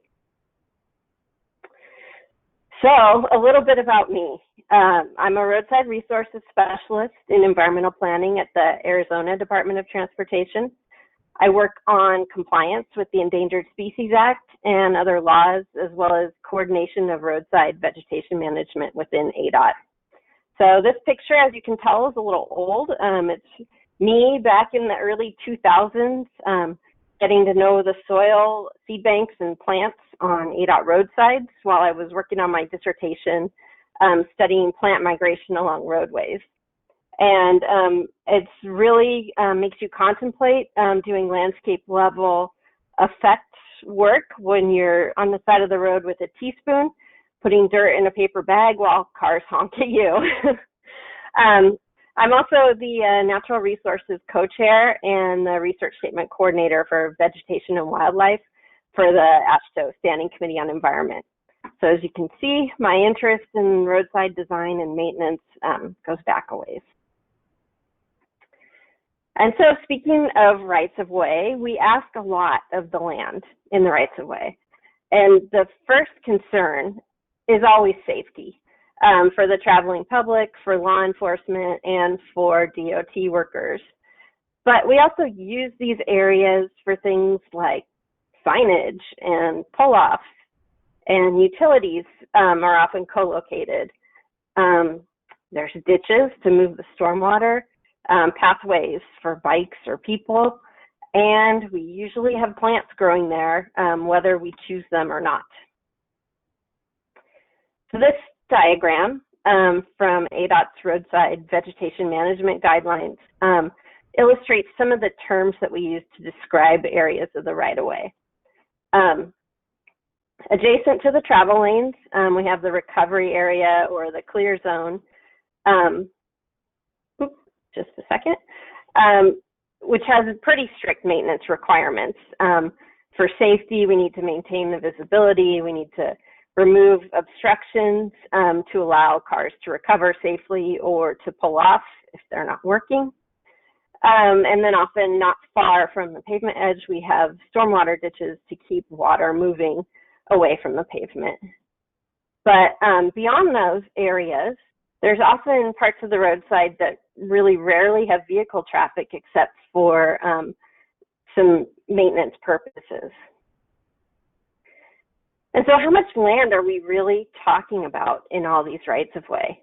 Federal Highways came up with an estimate that there's around 5 million acres of right-of-way within the National Highway System, which is the routes shown in this map. So DOTs actually maintain more roads than the ones included in the National Highway System. So this is a conservative estimate of how much right-of-way DOTs are taking care of. And from Federal Highway study, about 68% of the right-of-way is unpaved. So that's about 3.4 million acres of different types of vegetation. And if we don't need all of that unpaved area for safety, utilities, and that kind of thing, well, what are we doing with it? So Federal Highways made these estimates in that study while they were thinking about how much carbon is stored or could be stored in those areas by plants sequestering carbon dioxide. But there's a lot of other uses that could coexist with carbon sequestration or other things as well. So for example, several states have programs to use their right-of-way or other parcels within their systems for renewable energy generation. Solar is the most common, but wind and biomass are also being considered or implemented.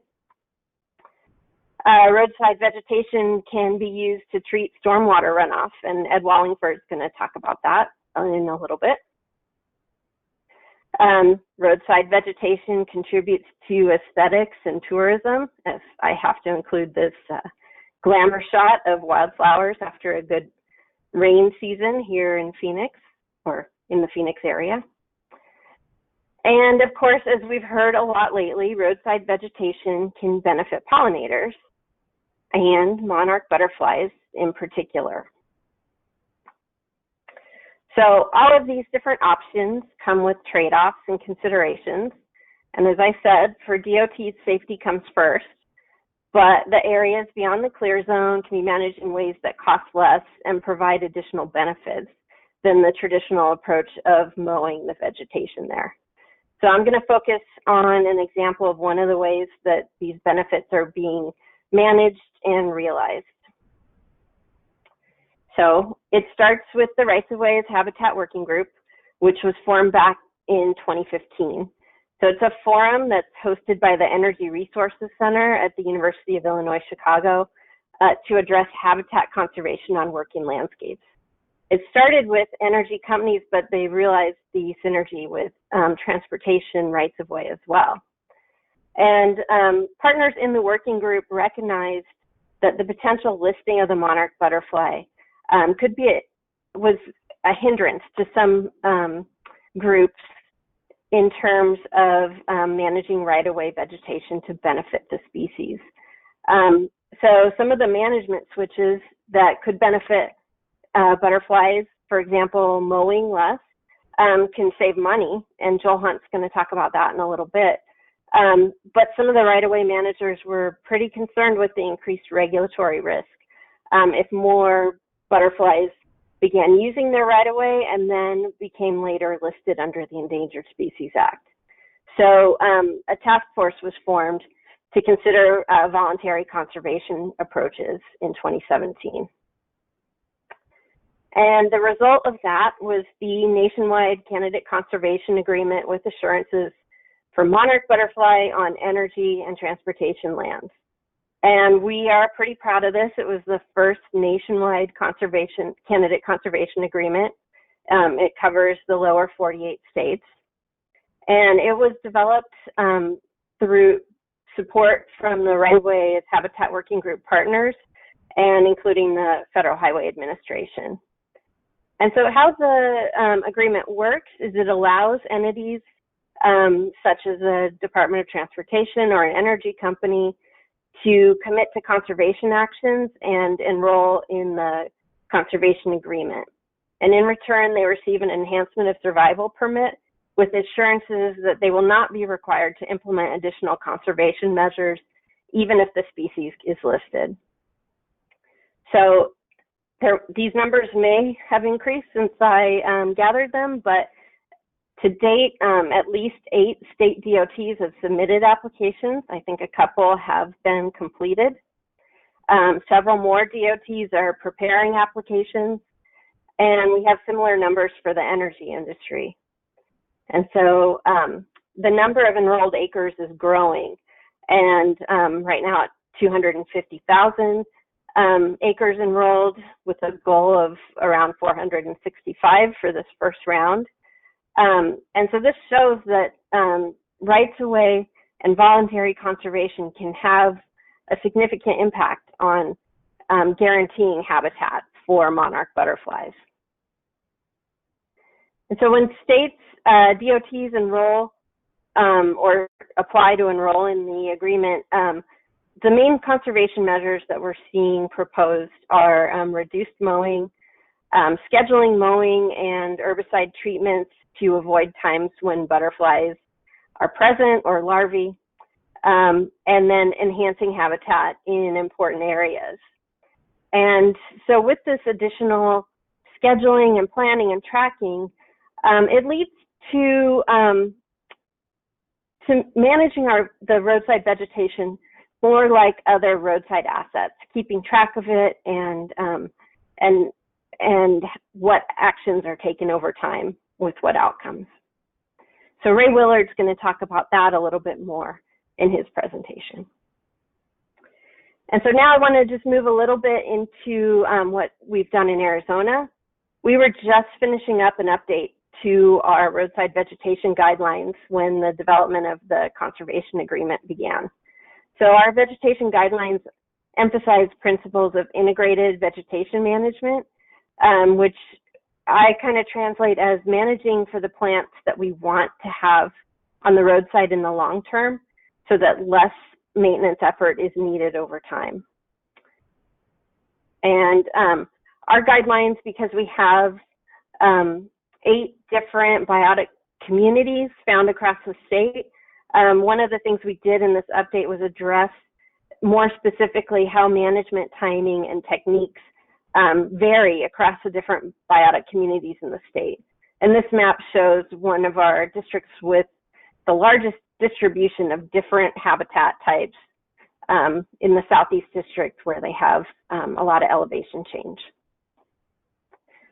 We also focus back on safety and the purpose of mowing and how that influences the frequency and timing and overall area that needs to be mowed.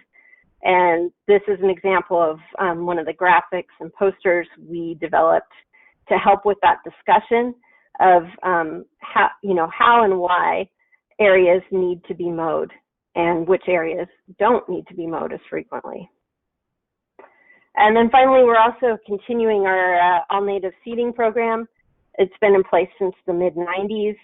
We seed about 2,000 acres annually for construction projects, and we've been updating our seed mixes to ensure they're blooming plants throughout the growing seasons. And so here's my contact info if you'd like to talk about roadside vegetation or the Monarch Conservation Agreement or any other natural resources topics. Again, if you have questions, please type them in the chat box and we'll address them after the presentations. And next up is Joel Hunt from Ohio DOT, and he's the program administrator for the Highway Beautification and Pollinator Habitat Program. Thanks.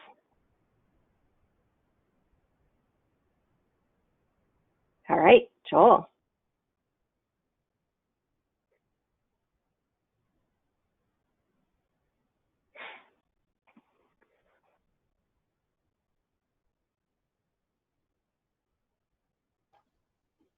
Oh.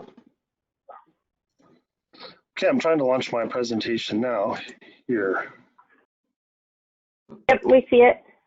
You do see it? Okay, perfect. Yep. Okay, so in the interest of time, I'm going to speak very quickly. My contact information will be available on the last screen, so you can reach out to me separately with questions if you have them.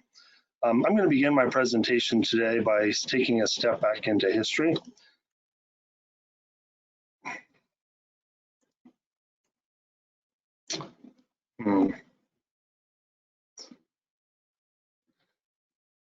Does the moderator advance my slides? Yeah, no, you have control. Yeah. There we go. All right, sorry about that. So back in the 1930s, ODOT and the Ohio State University and the Ohio Association of Garden Clubs worked together to begin planting trees and shrubs and flowers on the roadsides to soften the boundaries of our developing highway system.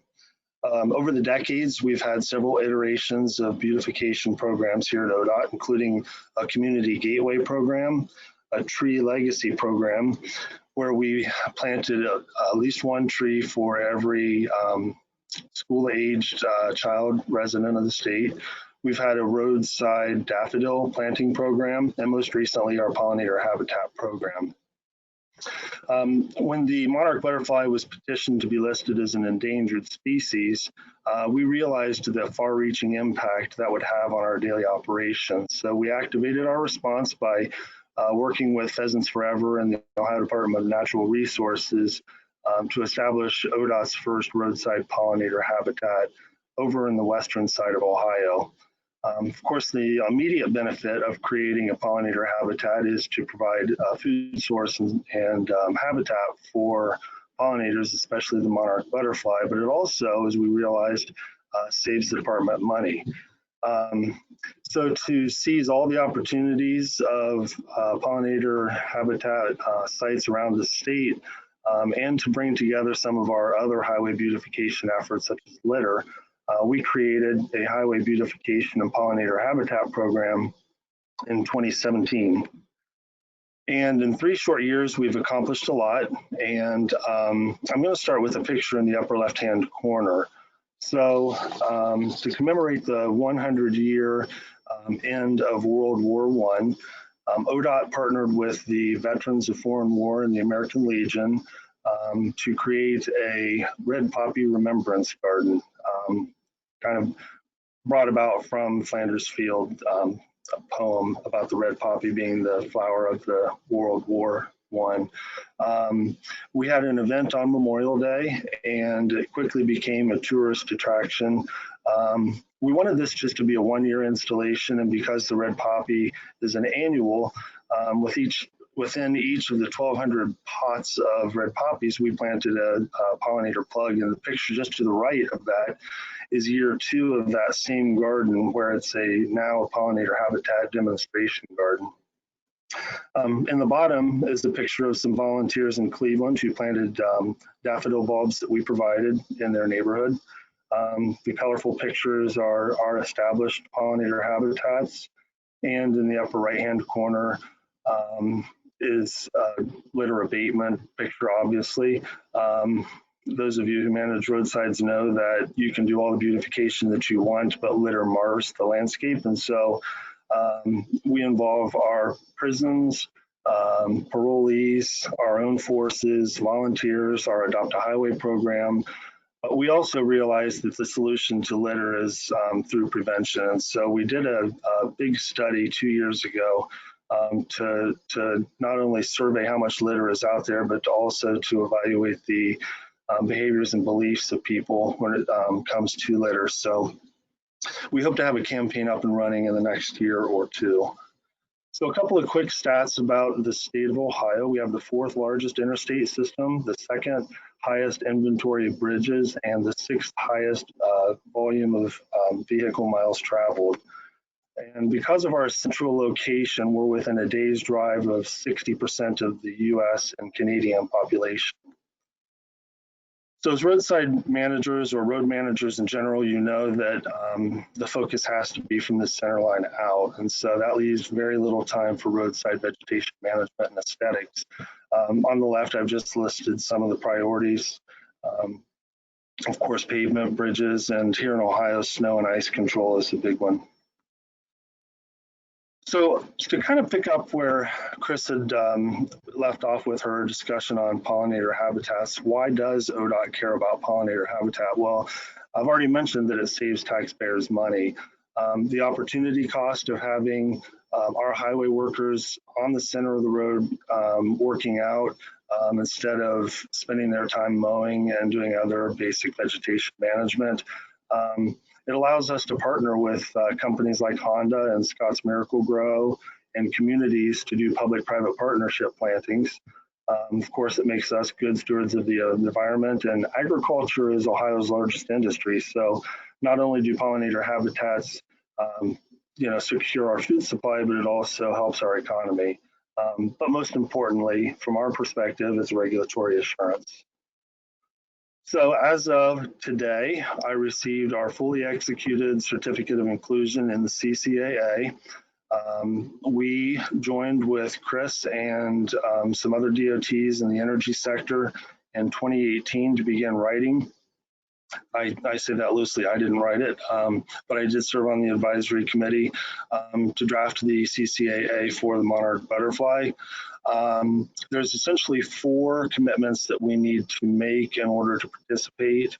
Of course, roads reduced mowing, using targeted herbicide applications to control our noxious and invasive weeds, to establish high-value pollinator habitats on roadsides, and also to perform monarch and milkweed and potentially blooming nectar source monitoring.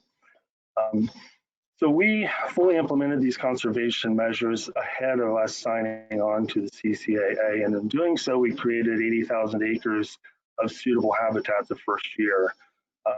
Also, by pulling our mowers back from mowing between 4 and 10 times per year to once per year, we saved taxpayers $1.8 million the first year and every year after.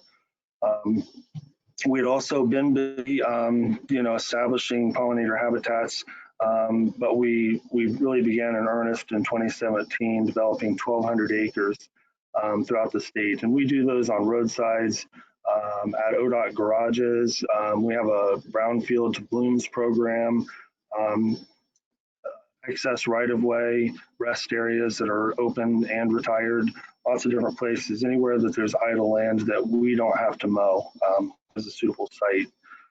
I will say that Chris had a much nicer illustration than this one, but this one does focus on our interstates. Here in Ohio, we have to mow our medians and the first 30 feet from the edge of pavement for clear zone. So we do that. When we're talking about the CCAA scope, we're really only talking about zones 3 and 4. It has been an educational process, and I would say for about 2.5 years, we've worked hard from upper management down to the frontline highway technician, getting them to understand not only the importance of reduced mowing, but also the consequences of violating the CCAA. So we do 1 full mowback per year. Originally, we were thinking of doing every other or every third, but we did land on 1 full mowback per year. And that does occur. I have a slide here in a minute that'll show you when that timing occurs. So we enrolled all 260,000 acres under our purview. As you can see in the chart below, it breaks down if you're energy sector or transportation, what your commitment level needs to be. Ours was 8%. Because we enrolled everything, that left us with 20,800 acres that we needed to put into conservation for the next 50 years. The picture to the right, the light blue areas are considered urban areas. And we exempted those because we know there's businesses like car dealerships that want that clear view shed. So we allow our highway technicians and our contractors to mow urban areas as frequently as they see fit. So why do we mow? Of course, to maintain the clear zone and to control woody vegetation, which has the potential for wildfires. Also to control non-native vegetation, but in true IVM, it really buys us time until we can apply our fall herbicides, which is the best time to get a good kill. And this has, again, been a tricky part for us, trying to communicate this bottom section that done at the wrong time, mowing does kill pollinators and impact their food and shelter resources.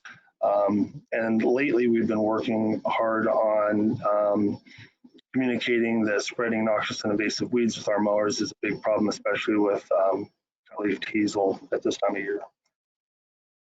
So this is the allowable mowing windows that we've established. Fortunately, Interstate 70 runs right through Ohio, and that's our dividing line. So without getting into all the details of this, I just want to point out that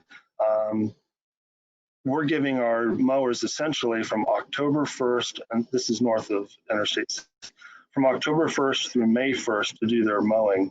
You don't normally think of doing mowing in the winter, but you know, our cabs have heat and the ground is frozen, and a lot of times between storms there's not much to do. So we're encouraging that time for mowing. Also, we give our mowers a short summer window, about 20 to 30 days if they need to do any cleanup that they missed in the spring if it was exceptionally wet. So our second commitment in participating in the CCAA is to do targeted herbicide applications on noxious and invasive weeds. Any applicator will tell you that the first thing you need to do is know your species that you're trying to target. And so a lot of our highway technicians, although they come from an agricultural background, some of them are farmers, most people don't know the difference between a weed and a beneficial pollinator plant. So we've been conducting in-field weed identification classes to get the people on the front lines to understand what we want them to keep and what we need them to take care of.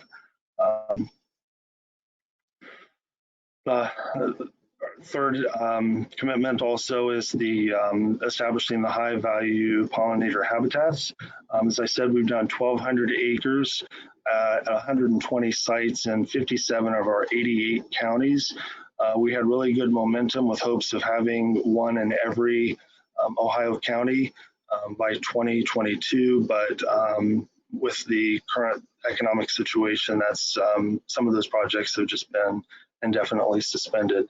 But those are the locations I mentioned before that we select for pollinator habitats.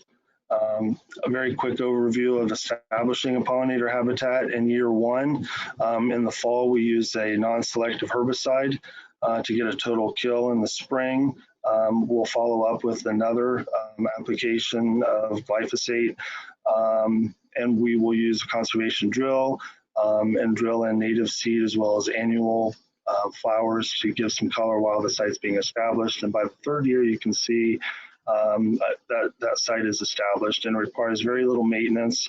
And again, the big benefit of establishing these habitats is that it takes acres of responsibility off the plates of our county managers, our highway garages.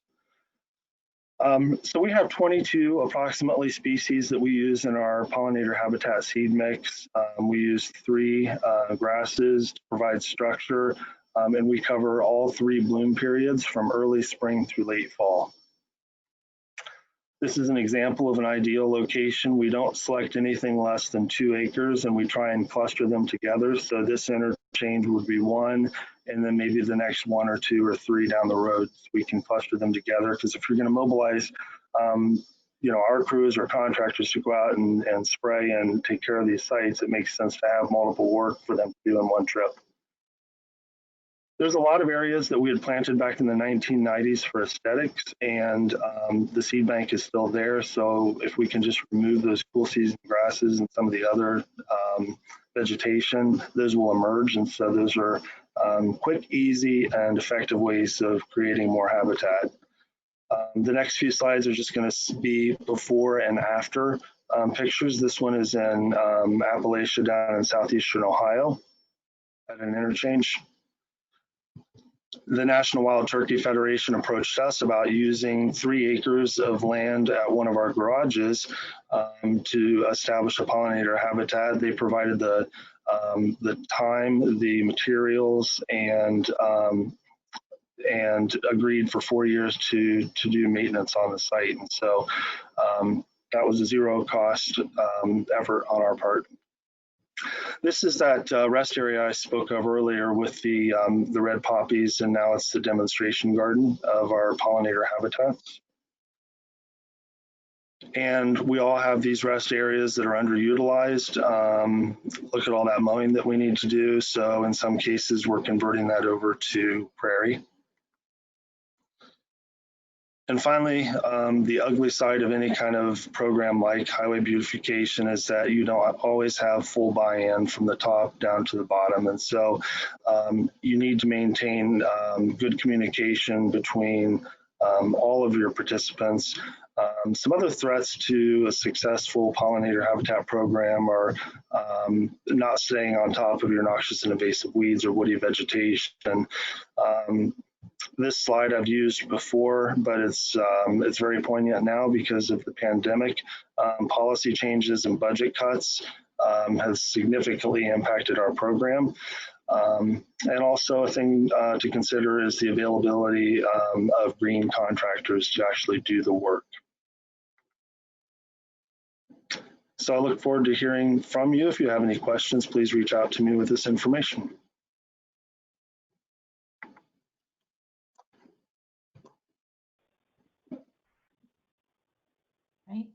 Right.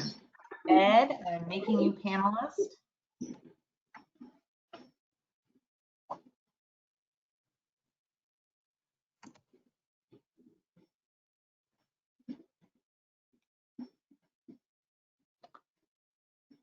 Perfect.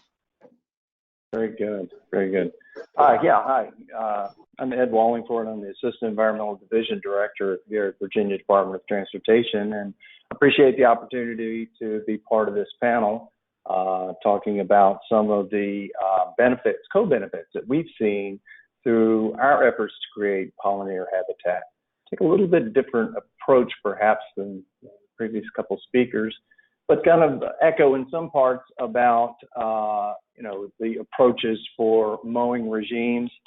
And while we initially had also focused on creating pollinator habitat at rest areas, waysides, and other VDOT parcels, and typically involve land clearing and then planting with pollinator species, our first real large-scale kind of creation of pollinator habitat through kind of a fallow management approach resulted in one of our 9 construction districts initiative to reduce mowing as well as try to create pollinator habitat.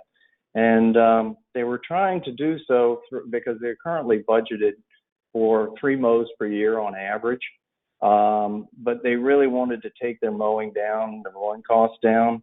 And so they instituted this shoulder mow, which includes the safety clear zones, and for us involved 18 feet on the edge of pavement, and then 5 feet beyond the ditch line, and take those shoulders and mow those a couple of times a year during the growing season. But establishing a dormant mow period, similar to what Joel had indicated, looking at October 31st through April 1st, which is consistent with the FHWA guidelines for creating pollinator habitats.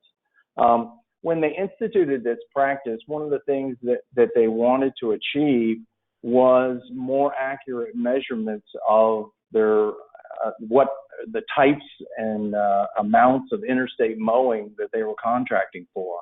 There was some concern that previous estimates of mowed acreages that were included in the contracts were not that accurate. And so what the district did was to contract to have mobile LiDAR mapping of all the interstate rights-of-way within that particular construction district. Those of you may not be familiar with LiDAR. LiDAR stands for light detection and ranging, and it involves taking a laser light and illuminating targets, and then measuring the reflection and travel return time, as well as the wavelengths that are returned to the sensors on the van-mounted equipment. So the district had this service performed for all the rights-of-way, interstate rights-of-way within that district in a relatively short order, and we're able to map 478 miles of right-of-way. From those data that are generated from the LiDAR mapping, they can serve a number of different functions. It can be processed to map assets like guardrails, signposts, bridge clearances, ditches, and so forth. Again, their real focus was to get a better handle on where those areas were able to be mowed with conventional tractor equipment and where they had to be mowed hand mowing. In other words, weed eating operations had to be used to do the mowing operation. And the reason they wanted to get this information and differentiation is because there's a significant difference in cost between tractor mowing, about what we're seeing in the one district, about $100 to $130 an acre, to weed eating, which is up to $250 to $300 per acre, and rising because of rising labor costs. And so they wanted to get a better handle on that. And this LiDAR survey, coupled with the processing of the data from that to develop these land cover data sets, really has been very helpful for them to understand how much mowing that they're contracting for and putting this information into the mowing contracts. And what they were finding was there were actually substantial differences in what they had assumed were the acreages where they had previously been mowing. And so there were some cost savings realized through this effort as well. So kind of looking at that district and what they were doing with the LiDAR, as well as this two-tier mowing regime that involved that dormant mow, they were able to not only establish 4,600 acres of pollinator habitat, but also have accurate mapping of that pollinator habitat. And again, they were after getting those accurate mowing estimates so they could make accurate payments. Again, you're reducing your mowing, your weed eating costs, and because you're not mowing so much, you're reducing your fuel consumption, and consequently, you're reducing your greenhouse gas emissions. And we factored in something around 22 pounds per acre, or a little bit more than 22 pounds per acre of greenhouse gas emissions per mowed acre of grass, based on the types of equipment that we use. One other side benefit that we saw, and I don't have the best picture for it because I guess nobody likes to take pictures of litter in the roadside. I scanned through a number of pictures to try to find it, but finding when they had that crisp defined line between that shoulder mow area and the pollinator habitat, that the windblown litter was collecting at that intersection and was making for easier litter pickup. So kind of an unanticipated benefit that we were beginning to see from that. So VDOT also has been pursuing participation in the CCAA. We're made an application in April of this year. Our work coincided with some of the work that was going on in this the construction district, which was our Stanton construction district. And we were enrolling about 40,000 acres, or we are enrolling 40,000 acres. About 36,000 is interstate acres, and about 3,200 is parcel-specific acreage. We have not received our certificate inclusion, but we're hoping to have that any day. But kind of looking at and tying together what the district had been doing as far as establishing these areas and beginning to see pollinator species to be able to grow and flourish within these dormant mowed areas, we're thinking that a lot of that acreage is going to give us good headway towards meeting our 8% adopted acreage goals that we have, assuming obviously that we, in our monitoring plots, that we meet our 6 stems per count standard over the 5-year establishment period. But it was a great effort on their part, and that really was beneficial for us in reporting and participating in our future participation in the Monarch CCAA.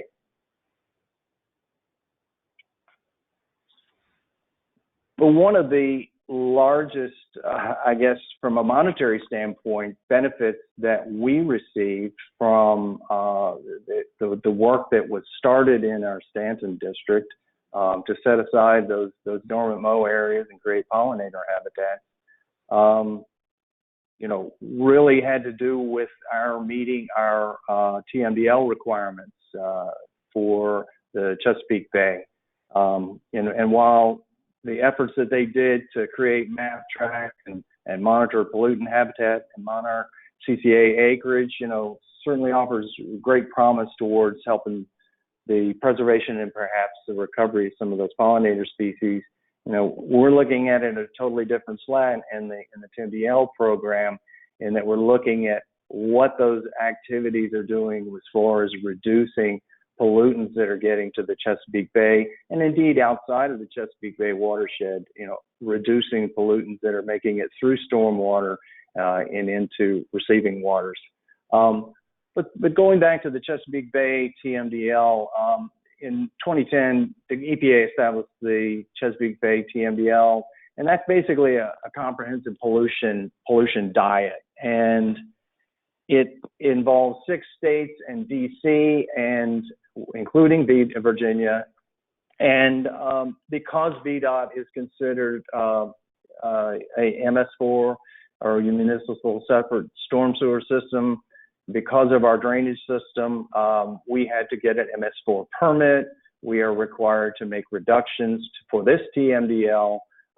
We needed to calculate what our load was going into the Chesapeake Bay through the various watersheds, and then determine what our reduction targets were going to be for the 3 pollutants of concern for the Chesapeake Bay, which are nitrogen, phosphorus, and sediment. And so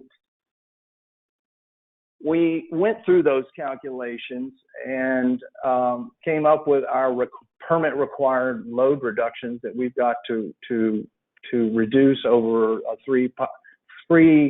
5-year permit cycles for, and I didn't include sediment, but just for illustration purposes, showed those 2 pollutants, nitrogen and phosphorus, and then looked at the different river basins, the James, Potomac, Rappahannock, and the York, that comprise the Chesapeake Bay watershed, or at least the river basins that we are required to have reductions.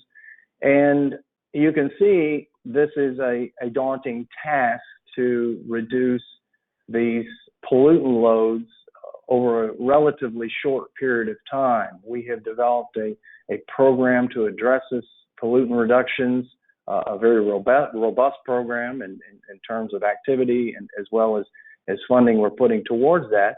But the means for which we reduce those pollutants has been a number of different best management practices, or BMPs. And what you see in the 4 slides are 4 examples of those BMPs that we are utilizing to reach those pollutant reduction targets. In the upper left, you see a stream restoration project that we're just in the final stages of completion of. Upper right, you're looking at shoreline stabilization projects that we're going into final design and are going to be putting in shoreline stabilization effort to reduce sediment and pollutant loads coming into the Chess Bay. Stormwater BMPs, retrofits to increase residence time and therefore pollutant reduction. We've done those retrofit projects. And then on the bottom right, we have done land cover conversion, which is a recognized BMP for achieving pollutant reductions. And those all have metrics associated with how much pollutant reductions you get for the amount of stream reach or the shoreline that you're stabilizing, as well as any sort of land cover conversion. And in the bottom right, you're seeing one of our tree planting operations that we're doing as a BMP to meet our load reduction. But I want to focus on that. I want to focus on the land cover conversion. And really, there are a couple of means for meeting that BMP of land cover conversion, and the 2 that we have utilized have been managed turf to forest. And obviously, our mowing regimes on our rights of way do qualify as managed turf. If we're mowing in our normal mowing practices, and we have had projects where we've identified acreage and have actually gone in and reforested. You see on the upper left as well as the upper right. And we can either do that through active planting, where you're seeing on the upper right, or we're just eliminating mowing and all maintenance of certain areas. and allowing reforestation to passively occur. But the other option is a managed turf to meadow approach, and that's really kind of where we tie in with the pollinator habitat, and looking at what our district was able to achieve. It kind of came to us that, hey, we are doing this BMP, land cover conversion, BMP, to establish pollinator habitat. We need to look at the pollutant loads that we're reducing through these activities. So looking at what that one district alone had accomplished to date was to convert over 4,600 acres to pollinator habitat, and using the formula for determining what the nitrogen yields are from different land cover conversions in different areas of the watershed, or different watersheds, and in different parts of the watershed, we were able to come up with a nitrogen reduction of over 11,000, almost 12,000 pounds of nitrogen per year that would otherwise be going to the Chesapeake Bay. So you kind of take that and you say, well, okay, we're doing all these other BMPs. We're doing stream restoration. We're doing shoreline stabilization, stormwater retrofits. We're also doing nutrient bank credit purchases, which is similar to land cover, or typically land cover conversions, where they're taking farmland and planting trees and developing nutrient credits, which you can purchase on the open market to meet your reduction needs. We've implemented all of these, or in the process of implementing all of these. We've done a number of stream restoration projects, stormwater retrofits, and bank purchases. And so running the numbers and kind of looking at what is our average cost per pound for nitrogen credits, we have quite a range, anywhere from $1,023 per pound for nitrogen for a nutrient bank credit purchase, up to as much as almost $2,500 per pound for stormwater BMP retrofits. So in looking at that land cover conversion opportunity that arose from the creation of pollinator habitat, and mapping that out and running the calculations and determining what the pollutant load was and pollutant reduction was going to be achieved, that equated to over $12 million worth of projects that we otherwise would have had to implement. So we continued to talk to some of the other districts in setting aside additional pollinator habitat.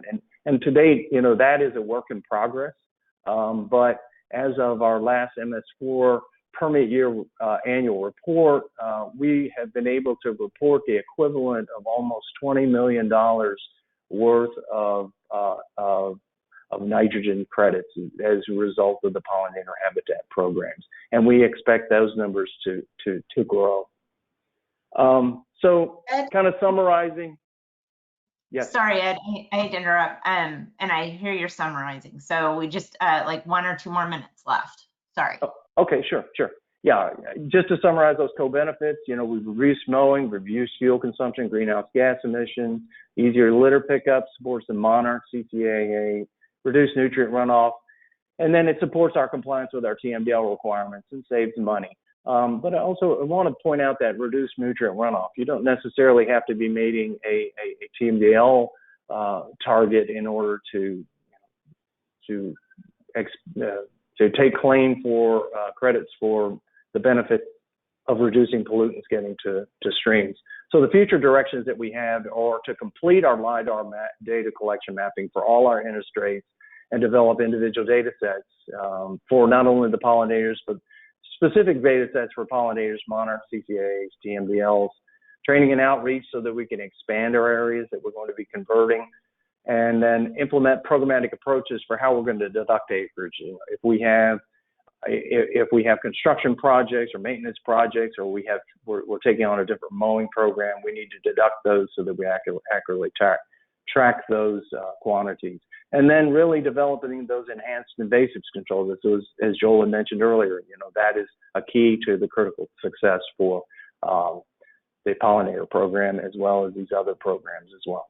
So thanks, appreciate it. And all the pictures you saw were taken from for either our projects or VDOT's rights of way or other pollinator plots that we have. Thanks, Ed. Ray, I just sent you control.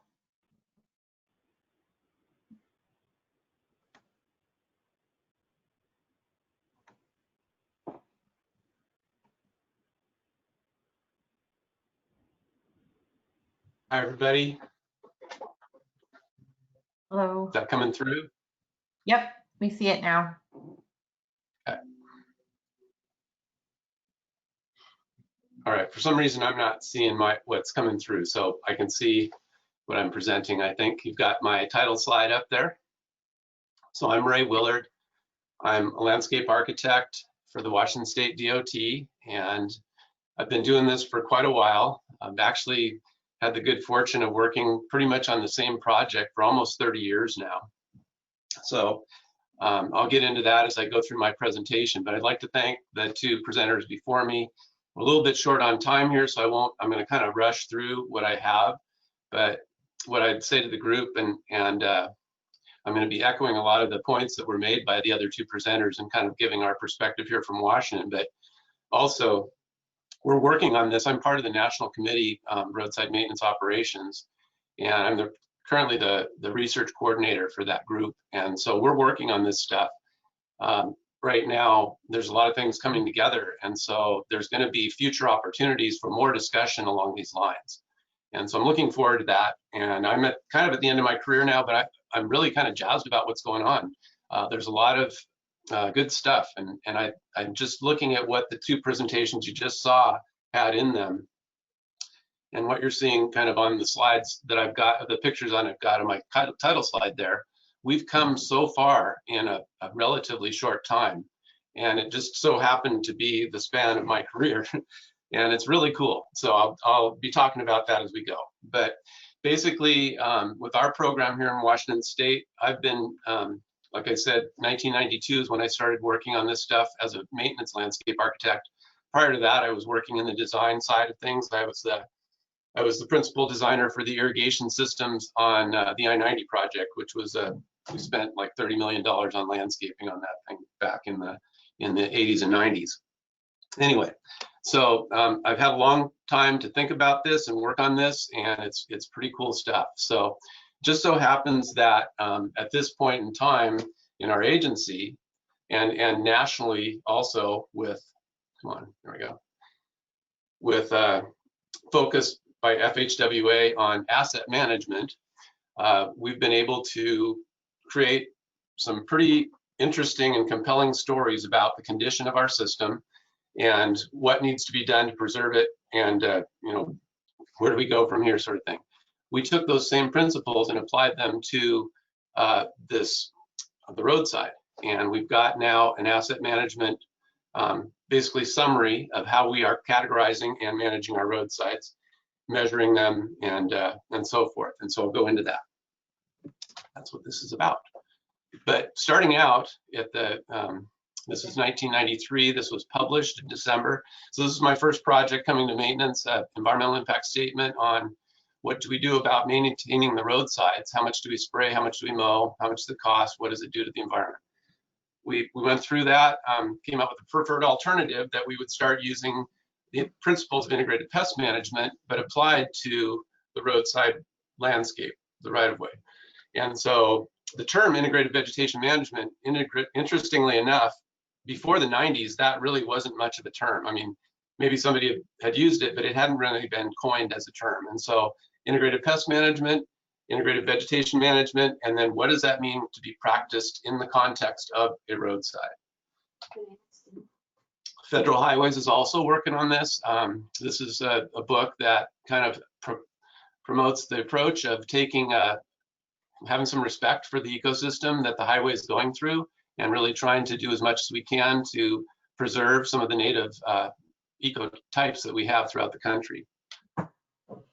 Internally for WashDOT, of course, design and construction is a big part of this. We've been working to make sure our design and construction processes are integrated with our long-term maintenance plans. And so that's been very productive discussion throughout the agency and sort of breaking down the silos between design and maintenance. This book was written fairly recently. This is 2011. Oh, sorry, it's getting not that recently anymore, but it's Guidelines for Vegetation Management. This was an AASHTO publication, and this was developed through the work of our committee, promoting this with the design committee. And this is kind of a primer, but it's the first step. And we're going to continue working on that, developing that. But within Washington State, what we've been able to do is create integrated roadside vegetation management plans for all corridors throughout the system. I'll talk about that. But really backing up really quick here, let me make sure I'm doing good on time. I got to get through this fast. So, and I can kind of leave it at any point and we can go to discussion, but I'd like to go through it. So here we go. This is the content of our asset management system. And this is really what I'm seeing as the model for what we should have in any case for any asset. But when you're talking about the landscape or a site, it's a completely different asset than if you're talking about something that we built on the site or something that we're driving across the site. You know, assets, there's all kinds of assets, but when you're talking about the site, the landscape, you're talking about a living system. So the asset has the same sort of a dynamic as it does even with your own body. That's a health issue, right? So what we're trying to do is create healthy landscapes. But basically, how do you measure that? What is the state of good repair? And that's really the term that's being used in asset management. So what we have in our state is a way to measure the condition of the system, and that goes back to 1998. We actually started doing the maintenance accountability process, where we are collecting data, statistically valid data on the condition of the system and giving it a service level rating in grades going year by year back to 98. This is new. We've basically set this up on iPads, and if I had time, I'd really go into this. This is the coolest part of it. But basically, we now have iPads in the hands of our crews that have maps, and those maps have an inventory of all their planned treatments, as explained in our integrated roadside vegetation management plans. So we have a process to plan the work and map it out and tell our crews where to go and what to do. It's really cool. And then basically now we've been doing consistent tracking on our metrics as far as how many acres we've mowed, for what purpose, and how many acres we've sprayed and for what purpose, how many acres of landscaping we have, so forth. We've got that all in a system now going back 10 years with consistent data on spending. What we'll be able to get going forward together with this geographic and inventory and tracking system is an annual roll up of units accomplished that we can then contrast with spending and also with units planned. And that's the essence of the system. It's so cool. So there we go. That's the presentation really. And I can go into more detail, but this is also very important. This is what we're using to kind of convey. And this is the section, you've seen sections from the other guys. This is our section right now. This is how we divided it up. And these dollars that you see represented at the bottom are basically average cost per acre per year that we spent in 2019 for the acres that we have coming out of that system. So what we can say now is this is what we're doing, this is where we're doing it, this is how much it cost, this is why we're doing it, blah, blah, blah. So that's our story. We'll be able to tell the story of our site with history and dollars and on maps. And if anybody has any questions, we can answer them now. And that's really cool because we didn't have that before. So the rest of the presentation, and I can stop right here, but you can kind of guess where I'm going with this, right? Landscape, everything's connected. We have possibly the best planet in the whole galaxy. I don't know, maybe more. I just watched Ad Astra, that movie. Have you seen that? That was, anyway, that's to the stars anyway in Latin. So whenever we build something in the context of the planet, on the land, on the water, we have to take it all into account. And of course, nature is never gonna stand for it. Eventually, nature wins, right? But the rest of the presentation really goes into the details of how we do landscape design and maintenance. And really starting from scratch, if you take the context of any virgin landscape, and Lewis and Clark, you know, it's been over 100 years now, or 200 years, sorry, since they came out here, but we have one of the best states. I mean, this is some of the best landscape in the whole world. So it's such a cool place. And I'm the native here. I've lived here my whole life from UW. You know, I'm basically vested in this place. I should have a bumper sticker with a Washington and a heart and right. Anyway, so basically my mission is to really make sure that when we do work here in this state to build stuff, that we make sure we consider all the factors that are at stake here. And this is the sustainability triangle. I'm going to end with this, but basically you need to consider the social, economic, and environmental impacts of everything we do, and really looking at those in context of trying to preserve what we have and balance the amount of people that we can actually support in a given landscape with how much the landscape can actually stay intact. That's going to be a delicate balance going forward, especially with issues like climate change and too many people. So I'll end with that. I can go through the rest of it here really quick, but I had some pretty cool slides and pretty cool pictures, and I kind of ran out of time. There's our process. So Ray, I say save it, and we will schedule you for a long presentation in one of our upcoming calls, if you're willing. Right. There's Scotch broom. You guys ever see Scotch broom? We got tons of that. But we figured out kind of how to kill it. And then Camus, there you go. There you got the whole thing. Thanks, guys. Thanks, Ray. Thanks, Ray. Sorry, Chris. I was just going to say that we do have some questions, and we're kind of running up against our hot topic session. So I told Chris that what we can do is make sure that we get the questions to the speakers that they were intended for, and then we'll post those along with the recording to the committee's webpage so that you will get your answers. And then, as Chris has offered, also probably look for more in-depth programming in another natural resources subcommittee call coming up in the future. So with that, I am going to put up Sean Connolly's screen slides.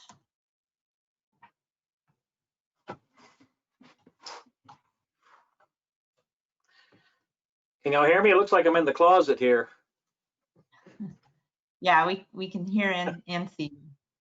Well, Ray, I certainly appreciate that talk, and I certainly understand going up against the timeline too. So I appreciate the opportunity to talk something that South Carolina DOT is doing, and I think it's pretty impressive. I want to talk really quick about the Regional Guidance Letter 1801. You'll see a theme through this slide presentation as we go through, but it's a tool that SCDOT is just now starting to use. And with that, I sort of wanted to, probably the most important slide is the one at the very end with the contact information. You'll see Regional Guidance Letter 1801. I'm sure a lot of people are familiar with it. It's been around since September of 2018. It offered a lot of flexibility, and to be honest with you, us at SCDOT really did not understand the amount of flexibility that was offered in this. And I think the key component of this is that in the actual guidance letter, the Regal itself, it gives you mitigation credit for removal of perched and undersized culverts. And for us, that's a critical piece of this puzzle. The other critical pieces you see there, and we can talk in more length, are the flexibility that is offered to the district engineers. You see the flexibility in this document on the amount of stream reach that's enhanced, the protection mechanism and all that, the monitoring, success criteria, and things like that. But it is very critical to make sure we understand Regal 1801 as a DOT. And I think once we got a good understanding, we realized it is a useful tool for us here in South Carolina. And we'll talk a little bit about that. Let's see here, should be, all right.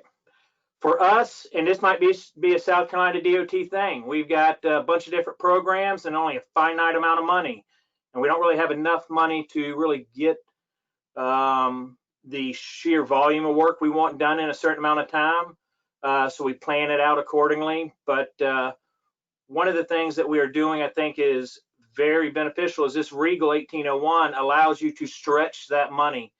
And what I mean by that is here in South Carolina, we have a lot, the problems in our area are undersized culverts, perched culverts, but with not enough funding in the maintenance to really go out there and make a difference in a watershed.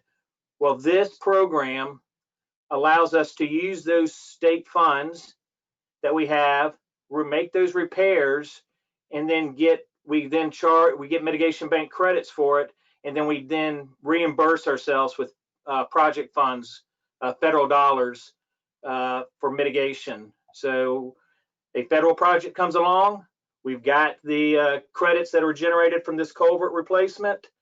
We then use those credits on that federal project, reimburse it, and we move on down the line to the next set of culverts. That's it at the 50,000 foot level. I know there's a bunch of questions, which is why the most important slide is going to be the one at the very end. That sounds great, Sean. You got state money. What if you don't?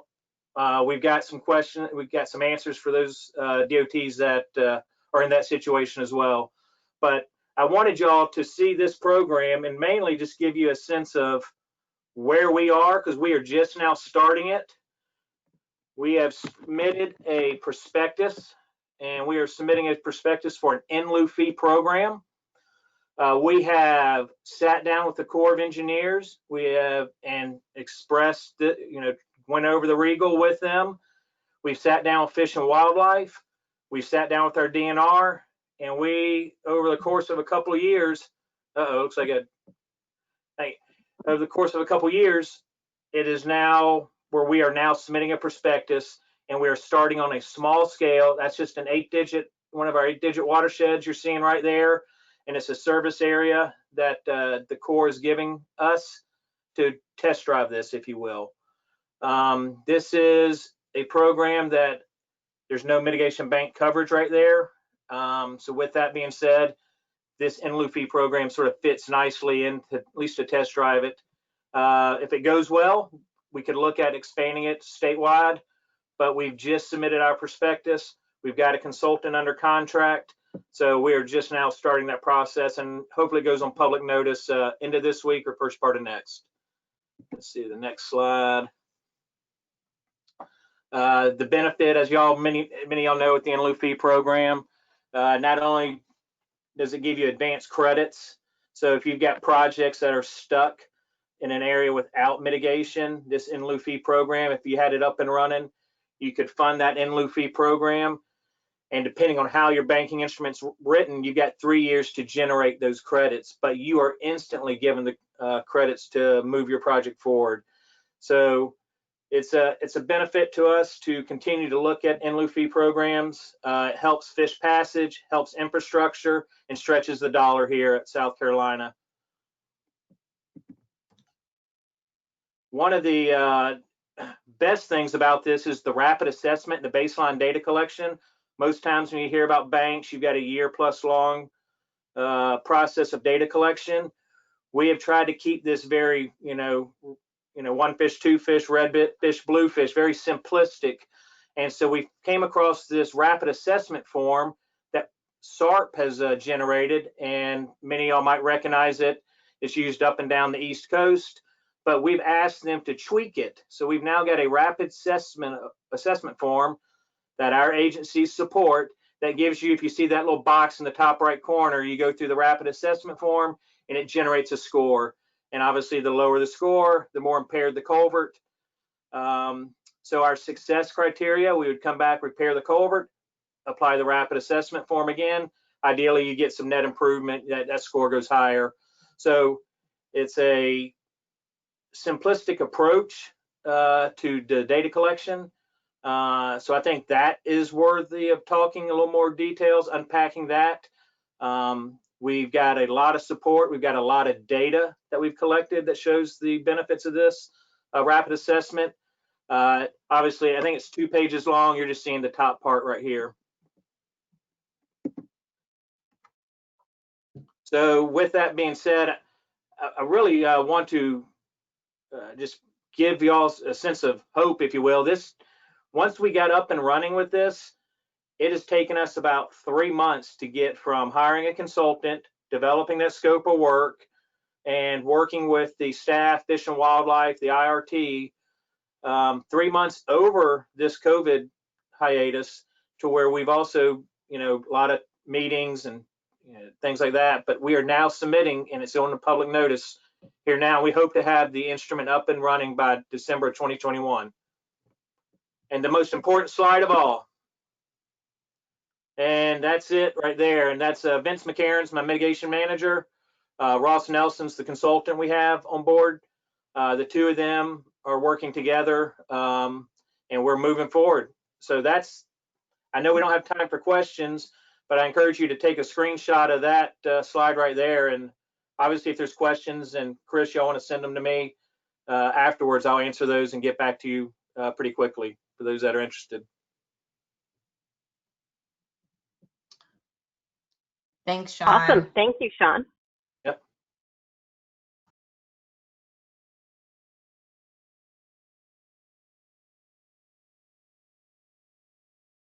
Do we have Nova up next?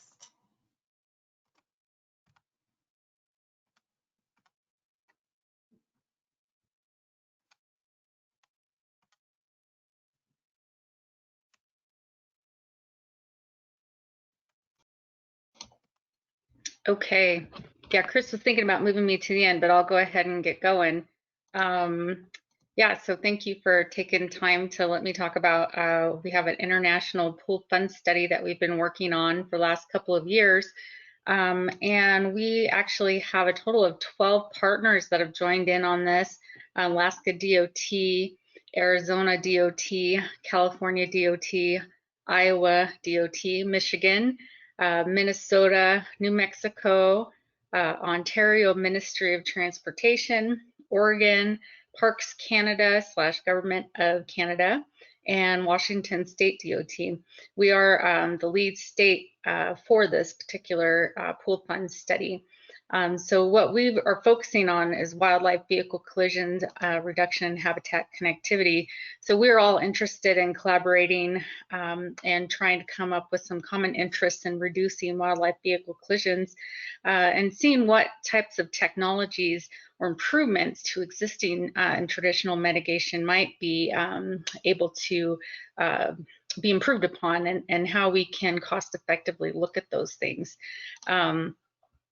One of the things that I'd like to point out is that these were primarily SPR funds. I'm not entirely sure if all the states used 100% SPR funds, but we did have that as an option for them. So we had two primary objectives for this study. One of them was being cost-effective solutions, and the other one, integration of wildlife mitigation into transportation procedures. I'll kind of start with this objective number 2, because we had one study underneath that. That's under Dr. Patricia Kramer and her research team. So she has a pretty dynamic team that is working on that particular study, but it's looking at surveying a variety of departments of transportations, MPOs, as well as looking at the ministries up in Canada to see how they're currently integrating wildlife mitigation into their current procedures and how we can improve upon that. And they're hoping to take all that information and put into a nice manual that will hopefully help DOTs that maybe need some assistance to improve upon that moving forward. And so objective number, going over to back to objective number 1, that's where we actually have 8 studies. So that's the bigger objective. And I went ahead and listed them all out here. I won't dive into them all inclusively, but overall, the current commitments actually came up to just over $1,265,000. With the current economic situation, we do expect that we may not reach that full commitment. So we have not dedicated all of that funding to the existing agreements. So we'll have to kind of see what happens over the next couple of years. But next slide. We do have, like I said, 8 separate studies that fall under that objective number 1. We have 2 of those that are under USGS out of California that are looking at small mammals and herpetofauna.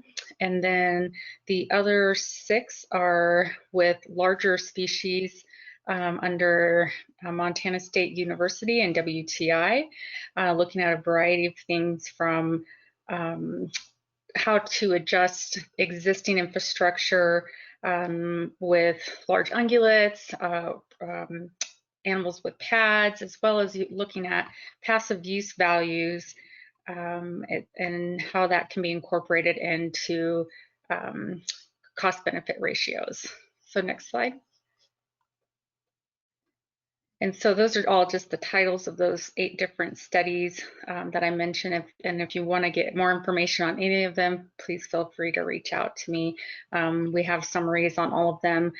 They're still in their preliminary stages and working on their field research and components. So we have about another 2 years before final reports are due and will be out for publication.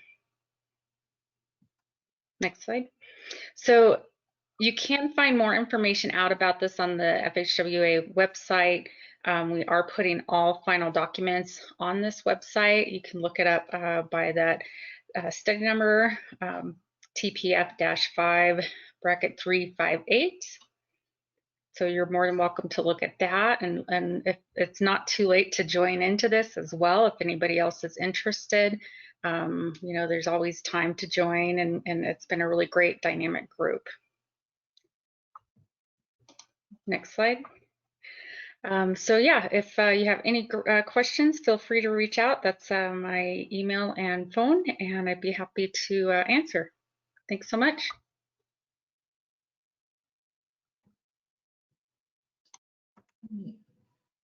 Thanks, Nova.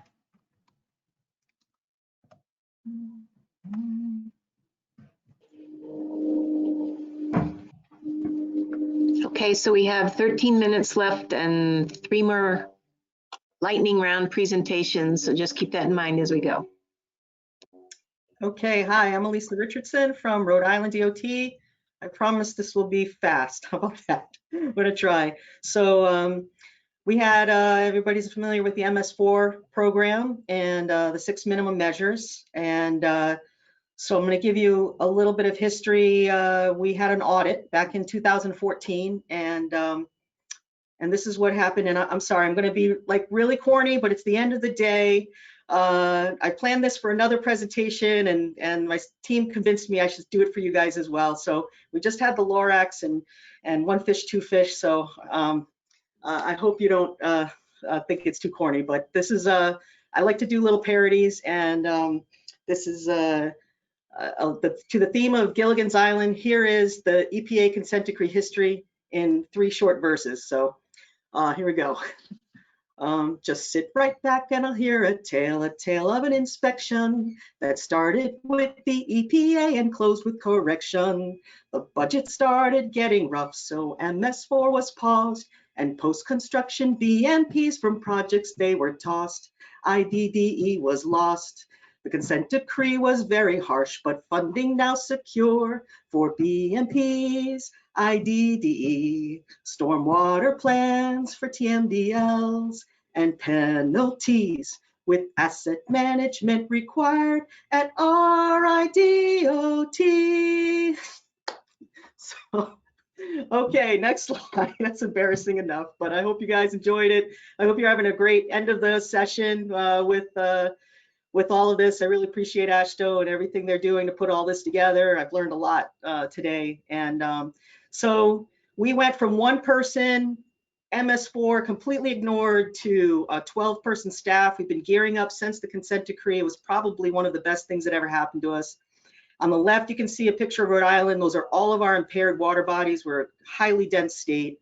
On the right-hand side, you see all of our outfalls. I mean, there was just no way to do it without really putting in some effort. We now have to provide stormwater plans over a 10-year period for every single one of those watersheds that you see.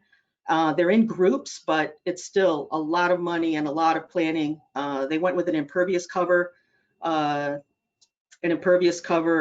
sort of surrogate, and we're trying to get below 10% net on all of DOT's roadways and being treated.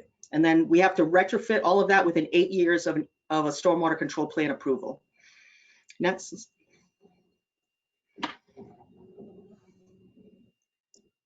Do I have to do the next slide? You want to do? Okay, yeah, thanks, sorry. So they're also in this consent decree, it was very prescriptive.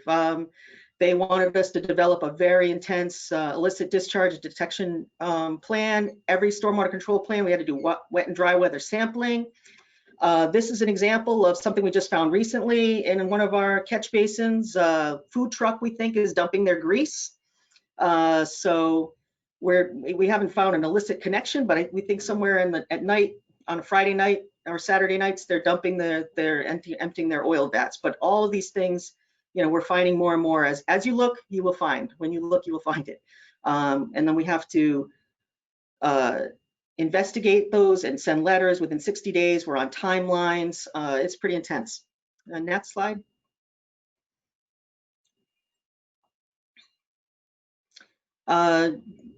Like I said, we're a very dense state, and so we didn't even have an asset management program that was equipped. We didn't really know. We had to start with because we're in Rhode Island, it's an old colonial state.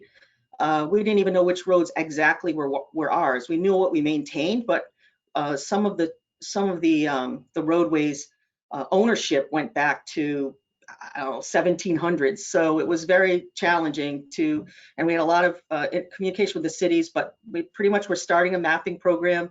These are our catch basins, just in one small segment of the city. And basically, I know we're a small state, but it's just a few people, and to locate 36,000 catch basins and manholes and clean them, and they'd never been cleaned before. I mean, we had to start with jackhammers on some of these just to get them cleaned out. It was a lot of maintenance foregone.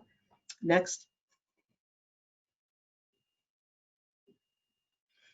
So now we're really progressing post stormwater BMPs. We've designed the Rhode Island Department of Transportation Linear Stormwater Manual that came out in February 2019. We're actually starting to put some of these BMPs in. I'm really trying to work with safe streets and stormwater, trying to combine safety. This was an unsafe road, didn't have, it was a little bit too wide, and just incorporating enough sidewalk and getting stormwater in that there was a success, really trying to get that into complete streets. We have a policy that 100% stormwater treatment is required for all increases in pavement, and 50% stormwater treatment is required for any time there's mill and overlay, redevelopment. I mean, this is the kind of approach we have to take in order to meet these incredible goals.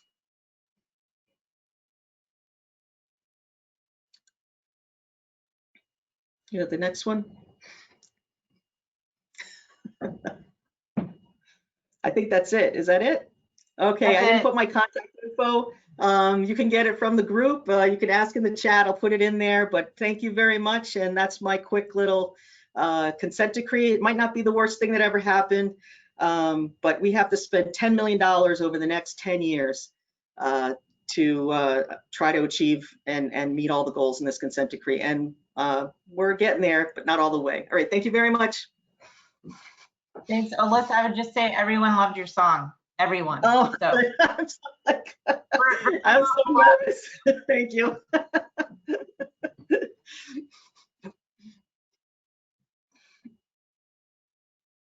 All right, Drew, I think you're up. All right, thank you. That's difficult to follow. I do not have a song about environmental mitigation. I'll have to work on one. So I'm going to talk very briefly about our environmental commitments and mitigation tracking system. Next slide, please. I'll go back a little bit further than what's on the slide. PennDOT has had a problem, a consistent and sometimes difficult to solve problem where we make environmental commitments, we commit to doing mitigation activities during the NEPA process, and sometime between NEPA approval and the contractors actually working on the project, information was getting lost. Back in 2010 and with a revision in 2012, we developed a system using a spreadsheet where we would list the mitigation activities with some additional information and attach it to the bid documents, and then have a special provision in the contract requiring that the contractor maintain the list and sign off when things were done. A few years ago, Federal Highways did an audit and found that of the 23 projects they looked at that were in active construction, more than half had problems with mitigation, and an embarrassingly high number of those had contractors who were not actually familiar with the mitigation commitments. Leaving aside what was in the waterway permit. Everybody knew about the permit, but there were other mitigation commitments that were not being met. So one thing that PennDOT does have is our ECMS system, the Engineering and Construction Management System. And this is a pretty brilliant system which breaks projects into different phases. A lot of information is included in there. It's all electronic. Contractors are used to using it. Designers are used to inputting information. Inspectors use it. And we have felt for a long time that our mitigation tracking needs to be organic to that system, not just something that's attached, but something that's integrated. So we were finally able to do that. It went live in late February 2020. I believe it was February 27th was the actual date. Next slide, please. What I have are some screenshots of the system, and I'll just go through them fairly quickly. What I want to point out on this is the screen for a project in our system. And the point is that mitigation is at a top level along with other parts of the project. And that was a very important design goal, that it not be buried, that it not be an afterthought, that it not be incidental, but that mitigation be as front and center as other aspects of the bid package and construction documents. Next slide, please. This is a screenshot that I apologize, may be a little hard to see depending on your resolution, but this is what we call the mitigation entry screen, or the mitigation item detail. So we have activity types, a description, some information about the activity phase, whether it's something that needs to be done during final design, like a lot of cultural resource mitigation or commitments that we make. A lot of them are done during final design, working with consulting parties. If it's something to be done during construction, or if it's post-construction maintenance or post-construction monitoring. We have information about the resource impacted, construction staging. If this is something that needs to happen at a specific location, relating it to the construction, you know, your staging, your distance along the main line is helpful for actually locating where the mitigation is supposed to go. And then for certain types of projects where we have a time of year restriction, we're able to enter those dates so that if you have a tree cutting restriction due to bats, for instance, the start date and the end date of the restriction are in there. And that has consequences later on when we get into construction. Next slide, please. This then is the summary page. Each mitigation activity gets its own line, and there's some information there. And this becomes part of the bid package. So as contractors are bidding on the work, they are also seeing this information. Next slide.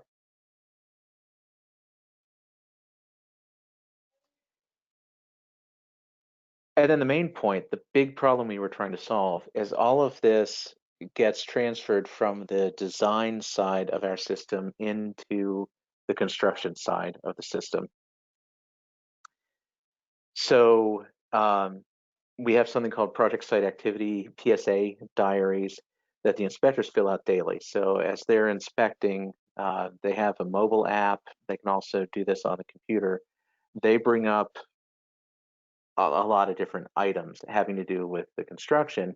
And now that the system is built, one of those items or those items can include mitigation. So as they look at, for instance, exclusionary fencing that was installed to keep bog turtles from, or to keep actually us from wandering into bog turtle habitat, the inspector will look at that, bring it up on the mobile application, and note whether or not it's in compliance. And all of the mitigation for the project will be on that and will need to be checked at least weekly. And we'll get a report if something hasn't been inspected in more than a week. The inspector in charge can update mitigation activities if something changes. If there's, for whatever reason, we get a waiver on a time of year restriction, the inspector in charge can update that. The inspector in charge and the contractor close activities as they are finished, and that's our documentation that what we promised to do was in fact done. And the system has safeguards in place so that you can't do the finalization, i.e. the contractor can't be paid, unless those are all closed correctly with comments. And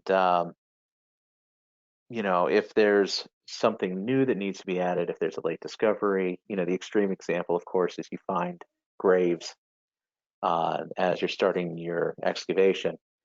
That can be added to the project during construction. We would do a NEPA reevaluation, do our agency coordination, determine the mitigation, and it can be added to the contract.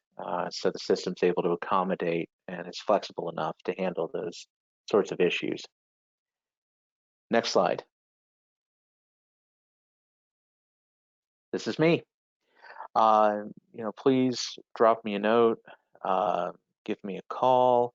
If everybody would like to hear more, I'd be more than happy to do a more in-depth presentation. You know, as the previous presenter had said, take a screenshot, and this is how you get a hold of me. So thank you all for listening, and thanks for letting me present. Hey everyone, I know we're a little bit after, but they're giving us a few more minutes. So we do have one more presentation if folks want to hang around, and or if you want to hear Jenny present again on a call, you can, but go right ahead, Jenny. Great, thank you. I'm Jenny Droscher, the Public Involvement Officer for the Oklahoma Department of Transportation. And it occurred to me that I didn't put any of my contact information on here, so I'll include it in the chat afterwards. So my question to you is, how do you direct mail? How do you utilize this tool? Traditionally, the USPS Every Door Direct Mail tool is used to send out postcards, menus, and flyers.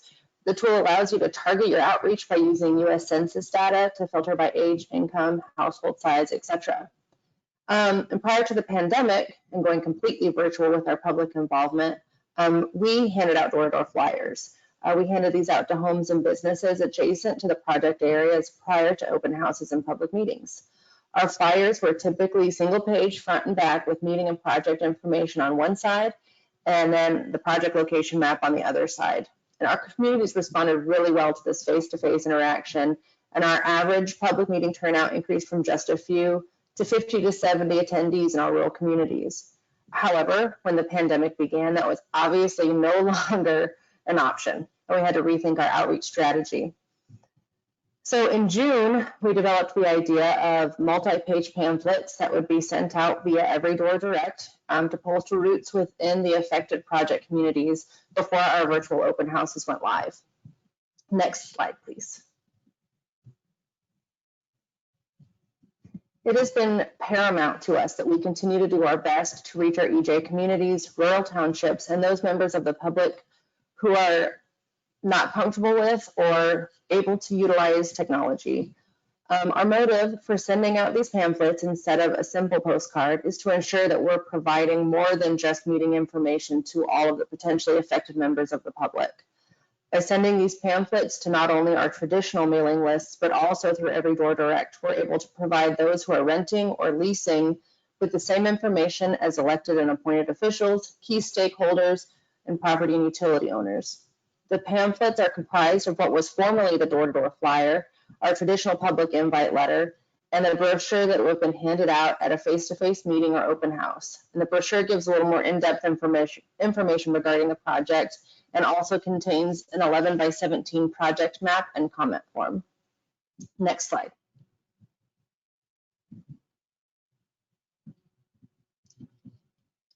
We also include in the pamphlet a self-addressed stamped envelope, phone number, and email address for folks to give feedback, leave comments, or ask questions if they're unable to or uncomfortable with logging on to the project website. And since ODOT has gone virtual with its public involvement, we have seen a major increase in our public response, not just on the virtual open house websites, but phone calls, emails, and in writing. Based on these results, we found our Every Door Direct pamphlet to be highly effective and would recommend this method to other departments. That wraps it up. Thank you, guys.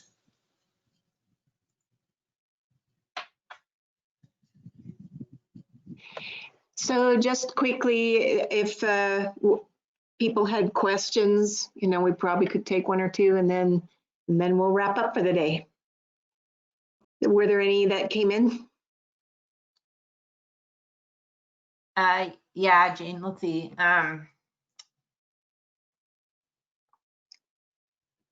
Looks like some of these are just mostly comments. How do you ensure that the measures that have been implemented and the contractor didn't just check the box? I think that one was for Jenny. I think that was for me. Oh, sorry. PennDOT for the mitigation tracking. We ensure it by having two people check it, PennDOT inspector and the contractor.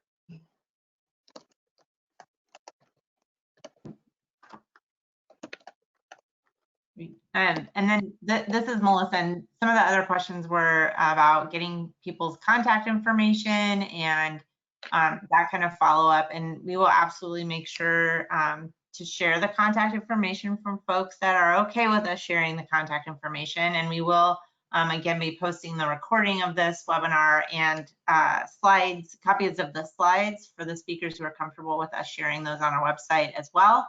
We're working to get that information posted to our website as we go through this month. So please look for that and we will keep you posted. And if you have any questions, you can certainly send me an email, Melissa Savage or Bud McDonald or Philip Burgoyne Allen. And our contact information is on the ASHA website. But I think that's all I had, Jane. I turn it back over to you for closing remarks. Okay, closing remarks is basically stay tuned for November 18th. We are going to we already have a nice presentation lined up, as I mentioned at the beginning. And if you are not on that group, go ahead and email me or Melissa or anybody from ASHA or Chris Gade. She's my co-chair on this committee. So we should have a good discussion then too. And if you would like to hear any more about any of these presentations, please let us know because we can do something more in depth as well. Thank you everyone for coming and for sticking with us a few minutes longer. Thanks, Jane. Thanks, everyone.